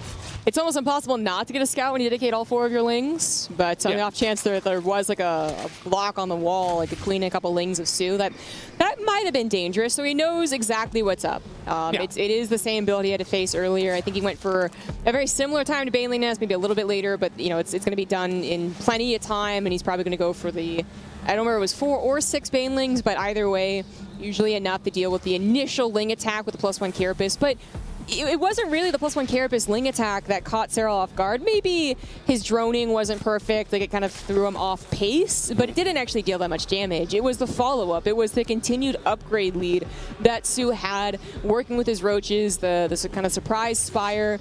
I mean, there's actually so many things going on in that ZVZ that they played that, while the opening might look similar, I think the mid-game should be very different. Yeah. There's a really high chance of this happening, seeing a little bit of the difference in this mid-game portion of the game. They're repeating the same build order at the moment, but they will have some transitions. We see that the lair starting up on the side of Sue. Also, Baneling Nest doesn't have it yet, but the +1 Carapace is here. So let's see how Cyril does against that small skirmish, that small amount of Zerglings. Not that many. I mean, he didn't overproduce in those. Probably has about 20. And let's see if he can make some damage. Yeah, actually, exactly 20. Gonna try and get the Queen, but nice positioning from Cyril. At least we'll get a Baneling for his troubles. He doesn't want to give up the queen, but he also doesn't want to use one Baneling on 3 lings. Exactly. Like, what a conundrum. That's good for Cyril at least. I mean, he grabbed a lot of Zerglings in the middle of the map here. No, is he going to save this queen? Whoa. Yeah, he's the Baneling. He loses all the Banelings, which kind of is like a different way of sucking for that. But he does counter. Last time, I believe Sue really delayed his Baneliness. He went for Aspire immediately, and then, I don't know, well, Roachborn first, and then Aspire. So the Banelings are available here. Cyril's not going to find too much revenge. She's not going to get a queen. Only going to pop 1, maybe 2 Banelings. Okay. Yeah, he does pop the second Baneling, but it was a little bit costly for him. And as you mentioned, Sue just going to go into the same game plan with Aspire on the way, as well as +1 melee. So he'll have those Persky Zerglings with pretty decent upgrades. And I always think about the fact that if you get like massive upgrades in terms of Zerglings, the only thing that can really deal with them is more Zerglings with more upgrades on the other side, right? The Zerglings are so fast, they're so mobile that you can deal a lot of damage, and if you can go into those massive upgrades in the melee war, can help you quite a bit. Cyril's already going to the Hydralisk, and he's going to be prepared for these mutas, but still having a little bit of trouble against this. Get the Roaches pop.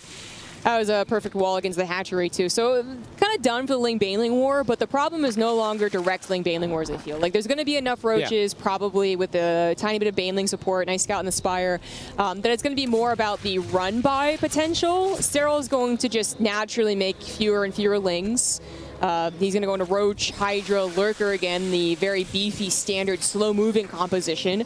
And then Sue is going to try and really abuse positioning, abuse, run-by, as I said, which it's a little bit more difficult on the Violet Square. We'll see how well it works. And try and get these mutas to deal some damage, really, push Cyril back, keep on his side of the map. I mean, like if Cyril goes into like a quick 4th base, like takes the Pocket expansion, for instance, he will get a massive income, and he will be really, really hard to break with Lurkers available here. So I'm liking Cyril's position. Let's see what those Mutalisks can achieve. I mean, there is spores in all the bases, I do believe. A couple of Overlords will get picked off, but those Mutalisks is actually is heavily producing those with, I believe, about 12 Mutalisks, and especially +1 attack, which means that he might commit a little bit. Yeah.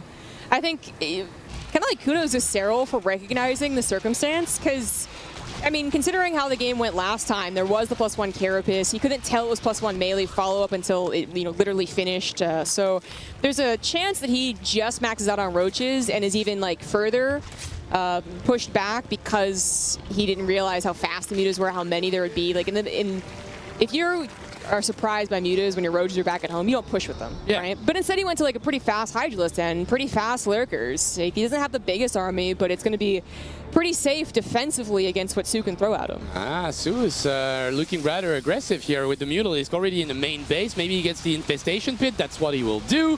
Gonna get a cancel, actually destroying it. And now, pretty massive run-by on the 3rd base. The Baneling was there to wait up a little bit and block those Zerglings away. And obviously the Lurkers would have done the job. So Sue pulls back, rightfully so. Gets a couple of Roaches killed here with the Mutalisks, but he has to transition, and we see the Lurker then for him as well. I heard a Changeling die, and it seemed to be on top of the natural, so does Cyril know the transition is here? Because there's kind of multiple ways you can follow up Muta Baneling. I mean, you can follow up with the Roaches, probably the more standard one, but there's also people that go like right into Ultras, for instance, like very scary. That's but what maybe, I expected, actually. Maybe not the best against someone who does really embrace Lurkers very quickly. Okay, yeah, it was in that natural. So he knows that it's going to be going into the same compositions, but Sue's got to find a way to get rid of these mutas in a good way. They can't just throw them away, but I'm sure that they'll find something. But for now, I think that those mutas were quite worth it. He's going to try for a Baneling run-by here, but there's a Spine Crawler and Lurkers as well, so he's just going to have to be satisfied with an Extractor kill, which is obviously not worth it for him. He did invest in a lot of Banelings and a lot of gas. Obviously, the Muta is still trying to find a target, but defensively, Cyril is holding his own. There's a Lurker in the main, I guess maybe preparing for potential drops?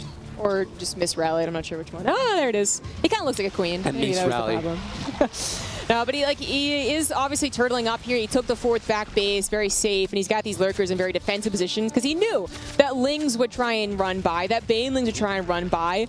But on a map like this, it really only takes 2 choke points covered to make sure it doesn't do any damage, which is exactly what he's done here. I'm wondering, is it a fight that you want to take right now? I mean, don't think there's so. 16 Mutalisk against what's like 5, 6, 7, 8 Hydras. So maybe that's gonna be costly.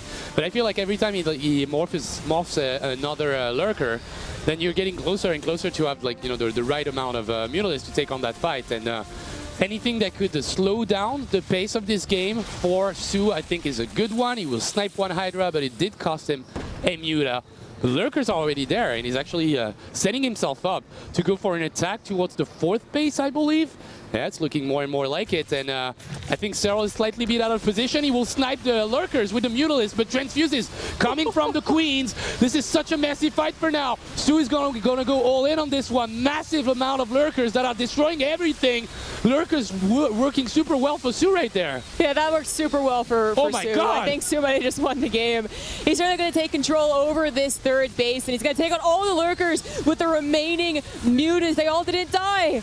Oh, without those mutas, he might have held the position, but now the lurkers of Su are going to advance forward. Well, actually, no, there's 2. Muta 2 lurker. line. Who would have thought? What a weird composition coming in from Su here. Those lurkers, they are really low on health, and finally, the Hydralisk will take care of those remaining lurkers, but it cost Serral so much, 14 drones, and most of his army, as Su just built another army out of thin air like this. Massive roaches amounts that are going to try and cross the map. There's only 2 lurkers left. Can he go for it?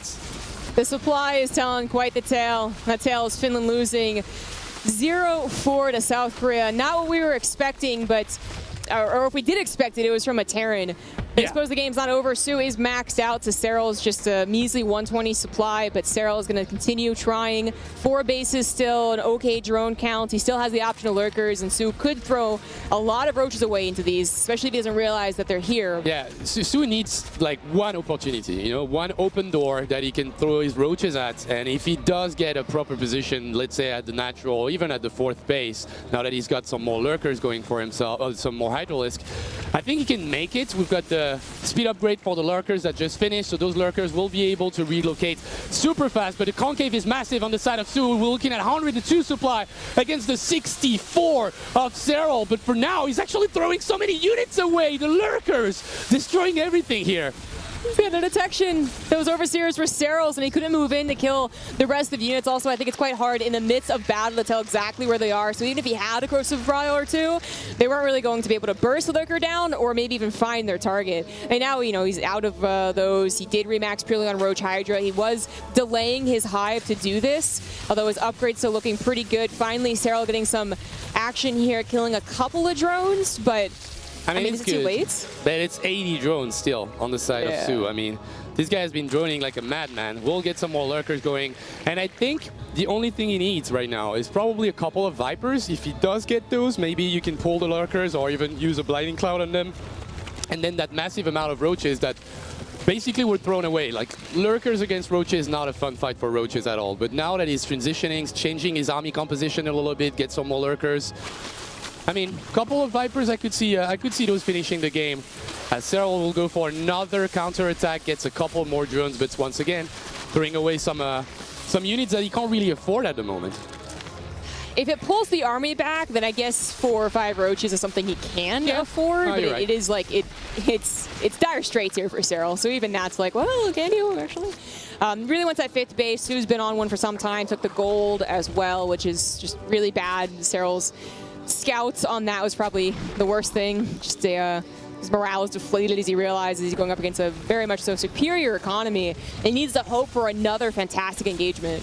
Yeah, let's see. There's a lot of lurkers though, and he will dodge the bile thanks to the upgrade here on the side of Serral, so that's good for him. But Su is just looking further and further in this game, like getting some more lurkers, getting 3-3 upgrades. going to be a massive difference in this game, even though +3 is already started on the side of Cyril. I would love some Vipers, though. I know I've been saying that a couple of times, but I think it would help tremendously. Cyril will try to get that position once again. He's walking onto lurkers. He's losing everything. Su is not reacting here. What is Su doing? I mean, he sees that the lurkers are there, but he thinks it's going to be an okay fight. And I guess it's not the worst. He still holds his supply of, big thanks to that the bank that he had, but that was another good engagement for Cyril, who not just took that engagement, but took it so that in a way that saves his 5th. Like, if that was on his 4th or his 3rd or whatever, like, it's still a very bad game for him. But with a 5th, I mean, this might be his chance. Yeah, he's climbing back into this game. I mean, Cyril just doesn't want to die, and he showed it against Germany. And now that he is the only hope remaining for his country to make it to the finals against like right now against South Korea, well, yeah, he's showing us a little bit of what he showed against Showtime, which is an ability to not die when he's supposed to. At least Su is not able to finish the game right away. So now I guess Cyril stabilized a little bit. He's still behind in terms of worker and also in terms of army. But the sole fact that he's still alive is quite crazy to me. Yeah. A defender's advantage does take up 20 army supply. When it was like 40 or 50, you're kind of like, oh, does it though? And then lurkers really show their power. Su took a couple of bad engagements, maybe a little too over-eager, overconfident with how well he was doing. Now is maybe going to take smarter engagements, look to out-position Cyril, as he is still in control of the map overall. Okay, that attack on that 5th base is actually working pretty well here for Su, pulling the army away from Cyril. Does he attack on another location? No, it's actually just going to be one base. The pull's coming out from the Vipers, once again getting some lurkers out of the fight, but that 5th base is under a lot of fire and might get taken out right now. Cyril believes that he can't really lose it, so he will fight against lurkers. That hatchery is still alive. Oh, don't accidentally consume from that one, like that's gonna die.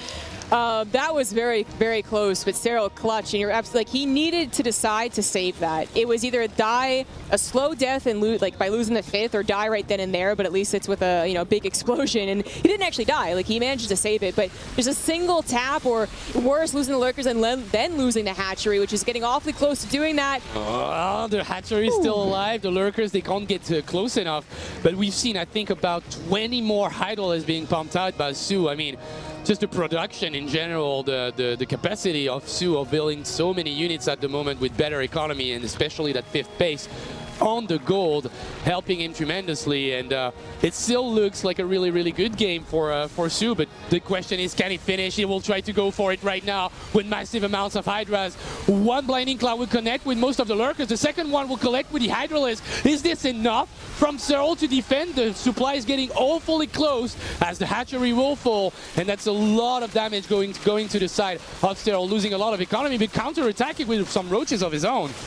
Not bad grabbing a base for a base, but Su has an extra one. He did take the fights. The blinding clouds are fantastic. He had so many Vipers, and Su might want to think about getting some of his own. Like, they must look pretty good. Get Vipers, man. Get Vipers. I think they are the key to finish this game. I mean, defensively, Cyril showed that is a master of not dying, but also the ZVZ matchup, just in general, is a tough matchup to finish up games because of the way of production goes in Zerg. So right now, especially with lurkers that are perfect at defending key locations, well, Su, it looks like he's just, hammering around. It's like, no, I'm gonna go through now, and now. But he's still throwing out units. Can we take a look at the units lost just for a bit, and the resources? Just for the resources quickly. Okay, it's 36k for Su. He did give out a lot more money, but let's put a pin in that because lurkers are doing well here for Su. Cyril has to pull back as he's trying to get another 5th base. I like what Cyril tries to do, like he pushes aggressively with his lurkers when he thinks Su isn't prepared with his own, and at those times his army does look awfully clumped up, but it is such a high chance of backfiring. If he didn't realize his lurkers were in fact burrowed, for instance, like you make the big mistake. But not a big one there. He does pull back, still has that base. It's actually done, I believe, and still keeping at that like 20 supply deficit, which means that he can take a very good engagement. But soon enough, I feel Su should add on Vipers, and oh, that's a no. No, you don't want to do that. You don't want to go into massive amount of lurkers here with 3-3 upgrades. Once again, the 3-3 making it so hard for those roaches to just, just walking by is actually super, super devastating. 2 lurkers just getting picked off here. Nice movement by Su with Hydralisk and Roaches. He gets 2 lurkers on the top side. And but we were looking at 20 army deficit, and now it's about 30. And Su is slowly getting a bigger and bigger advantage, but kudos to Cyril to just holding in this game. I wish Cyril had like some really good Ling upgrades or something, you know, because I feel like getting some like multiple counters would be so good. Like he's tried with slow Roaches and not that many of them because he knows he can't even sacrifice that many. Now he's trying to get Burrow too to even further complicate when he can get Roaches across the map. And this is a big force that I believe went unscouted. So maybe finally Cyril does damage and pulls the army back and then can breathe. But Su, Su knows a little bit about it. Yeah. He sends a lot more Roaches to defend against that. Yeah, Burrow just finished. Does Cyril realize that he has that upgrade, so he can leave his Roaches on the top side? But we were mentioning the lack of Vipers on Su, and he does have them now. I think he's got 2 of them. Probably gathering some energy as we speak, and with a massive amount of lurkers, if he does siege in a an awkward position, it's gonna look good for Su.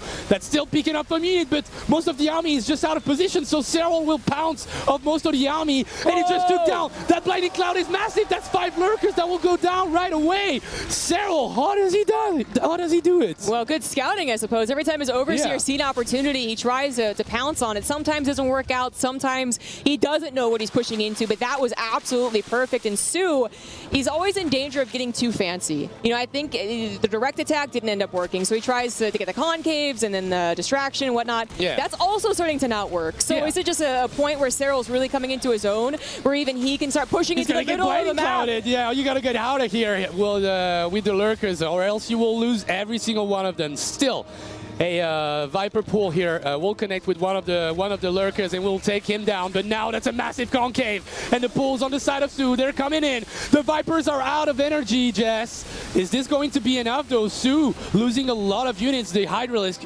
in the back were a little bit too far away. Cyril is just constantly, desperately trying to take better fights than this because he's always so close to it. A blinding cloud does go down, but his lurkers were involved in the fight. Now they are coming forward. Nice concave, but is it good enough? Su still has a superior bank behind this as well. Yeah, he does. And he's got way more units, I think, in the production tab at the moment, as we're looking at the 185 supply against the 130 of Cyril. But now it's a 22-minute game. Who would have thought Cyril was such a bad spot before?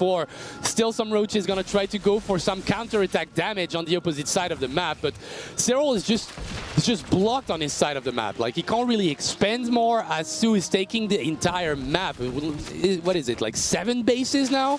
So there is no problem whatsoever for Su to always get maxed out again, as it's going to be harder and harder for Cyril, because I do believe his 3rd base is already mined out, like his natural one. Yeah, 3rd base. This one is almost mined out as well. There you go. And here we are. No income for Cyril. So how do you do it? Like, now you realize it. You gotta do something aggressive. You gotta take a base aggressively, or you gotta try to finish the map right away. Yeah. Oh, I was gonna mention, like, imagine if he had a hidden base his entire time somewhere. Yeah. Like, this would potentially be Su being like, wait, why am I not winning this game? But I think he did see that during with a surveillance mode overseer. I don't know if he saw it. That would be quite nice for Cyril to have, and maybe he could also transfer drones without being noticed. That would be insane, but I guess it's possible. And Cyril is back to just defending. Like, he was starting to get some maneuvers. He was starting to try and get, some good engagements as he pushed out, but now he's just been like, oh, okay, yeah, I was scouted, never mind. But now he's been forced back to very limited income, desperately hoping that Su overextends. When you're building Roaches and struggling to max out as a Zerg, it's not a good feeling, as Su just has, a massive bank. It will actually pull some Vipers. Both of them will get a Viper, but this once again favors Su quite a bit because he is the one able to get an army for himself, which is not the case for Cyril right now. As you can see, his bank is hovering around 100 minerals when we've got 2,700 for Su. Still getting closer and closer to what might be the end of this game, and if it is in favor of Korea, it would be already over in the 2nd semifinal. Su playing like a beast, but Cyril holding on. Cyril finally really commits to the north. He's been trying to get run-bys But Sue has been playing almost like a TVT in like Brood War or something, where he actually has all avenues covered with siege units, lurkers in this case. And even once those are finally taken out, his entire army had the time to reposition. So Cyril just can't break out. He would really need something faster or tunneling claws to actually get out here unnoticed. I thought he was going for it with the burrow upgrade a couple of minutes back, but apparently that's not his plan. And he also doesn't have the economy to fuel it. Let's see once again, the lurkers from Cyril are dealing a tremendous amount of damage, but this might be the last fight because the numbers, they don't lie. Yes, but actually, it's crazy how tough it is to finish the game with lurkers like this. Yeah. Well, I think Cyril's been very good about always having some lurkers burrowed, so even it looks like he's overextending, they are actually dealing a lot of damage, but it's just numbers. Sue is going to all kill Finland, taking out Cyril and his EVZ twice. Yes, Sue does it. It is, his first wins, but also his first all-kill in Nation Wars here in the semi-final, and South Korea will go and join the Netherlands in the grand finals of Nation Wars 5. Oh, Sue. He said he couldn't trust his teammates in his interviews. He needed to actually perform, so glad to see him do it, but it's going to be maybe tougher against Netherlands. They have a bit of a deeper roster. Yeah, it's going to be, obviously it's going to be a deeper, a tougher fight against the Netherlands. But, kudos to Finland to making it to the round of 4. I think it's already an amazing accomplishment. And, of course, Sarah has been quite amazing in this tournament. But, kind of last year, I mean, the semi-final against Korea in live circumstances, it's tough, man. Innovation last year, 4-0 Germany. This time it's a 4-0 from Sue against Finland. But I guess expected results in the end. It's just the way it happens is a little bit brutal. Yes, I don't think Cyril's too happy. I think he really wanted to have a chance against Innovation too, but c'est la vie in France. C'est la vie indeed. We've got the interview ready with Hajin on stage, so let's take a look at what the Koreans have to say. Et la Corée s'impose face à la Finlande, 4-0, un all-kill par Sue. Et ils vont rencontrer les Pays-Bas à la finale. Applaudissez bien fort la Corée! Alors on va tout de suite parler avec les joueurs. Sue, tout d'abord, félicitations, tu viens de all-kill la Finlande. Comment tu te sens? So congratulations, you just all-killed Finland. So where was your 0 victory dream? I mean, how do you feel right now? 일단 사실 올킬 할 줄은 몰랐는데 이렇게 올킬 하게 되니까 또 기분 좋고 근데 아직 좀 방심하기는 이른 것 같아요. 일단 또 흥분하지 말고 결승 준비해야 될 것 같아요. I honestly really didn't expect it, that all kill here. I feel really good, but I'll stay on my guards because there's a final, so I want to stay focused for now. Est-ce que tout le monde a compris? Vous voulez en français? C'est bon? C'est bon? Ok, super. Alors du coup, on va parler des games. C'était vraiment des games intenses, toutes. Surtout les 2 premières. Moi, je pensais que Sue allait perdre. Alors on va lui demander est-ce que lui, il se sentait vraiment mal dans ces games. So let's talk about the games. Like in the first and second game, you were quite behind. So did you know? Were you feeling that you were losing? 1세트가 좀 되게 안 좋았어요, 사실. 혹시 질 거라고 생각하셨나요? 당연히 두 판 다 질 거라고 생각했고 갑자기 이제 머릿속에 그 MMA랑 이노베이션이 떠올라가지고 이거 갈굼당할 것 같아가지고 그거는 싫다. 그래서 최선을 다했습니다. Yeah, so obviously I was thinking, okay, I'm losing this, but at that time I thought of MMA innovation, and I said, okay, if I lose this, they're gonna trash talk me so hard. I need to win. Et ça, maintenant, j'aimerais bien parler de la 3e game, parce que donc c'était Doma Zero, il a sorti le build que vous connaissez bien. Torquidano l'a sorti plusieurs fois, c'est Nation Wars, le build Crifside, n'est-ce pas? Et bien Doma Zero a fait ce build, et il l'a pas vu. Et derrière, en fait, MMA Innovation, il le voyait sur son écran. Alors j'aimerais leur demander, comment ils se sentaient, qu'est-ce qu'ils disaient à ce moment-là. So now I have a question for MMA Innovation, because about the game 3, Damasio did the build, Turkidano build from Cribside, and he didn't show it, he didn't say it. So, and you knew, right? So what were you thinking at that moment? 못 봤어도 저는 당연히 막을 거라 생각했고요. 진짜 영승하면은 상금 쉐어 안 한다니까 이제 제대로 실력을 보여주네요. So actually, I wasn't worried if he didn't know. I mean, like, when he said like he wanted to win without any victory, we told him, okay, so you won't get any cash prize. So I think now that's why he played seriously, and I'm confident. Okay, let's just talk quickly about the last game. Alors, la dernière game contre Serral, il a refait les mutas comme la game 2. Est-ce que du coup, tu as refait ces builds-là vu que ça avait bien marché à la deuxième game? So let's talk about the last game against Serral. So So in game 4, you did Mutalist again. So is it because in game 2 it worked really well? So why did you choose that build?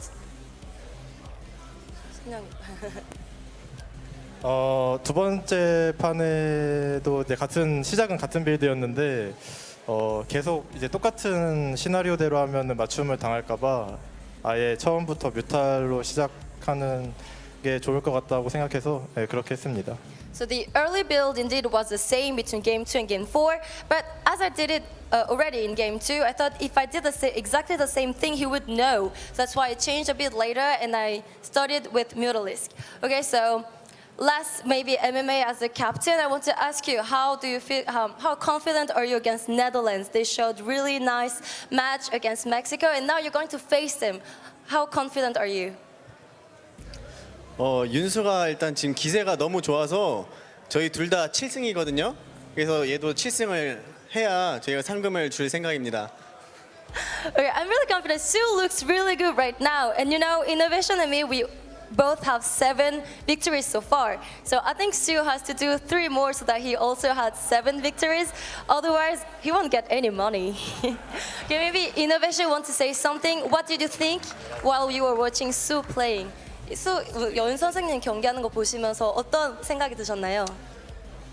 사실 좀 못 믿어왔었는데 의외로 또 예상치 못한 올킬을 해서 좀 사실 좀 저는 불안하긴 했거든요. 나가면 질 것 같아서. 근데 다행인 것 같아.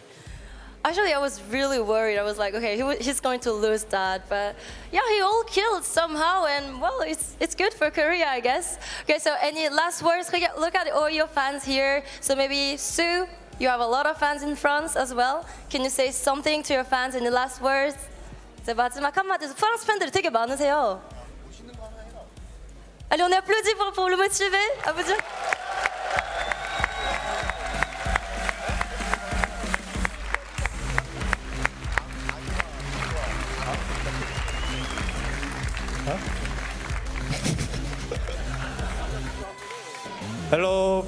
Hello France. Pay attention. I will dominate.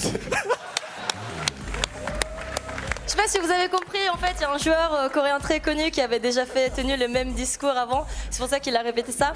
Bref, on les applaudit une dernière fois bien fort. On va les retrouver à la finale.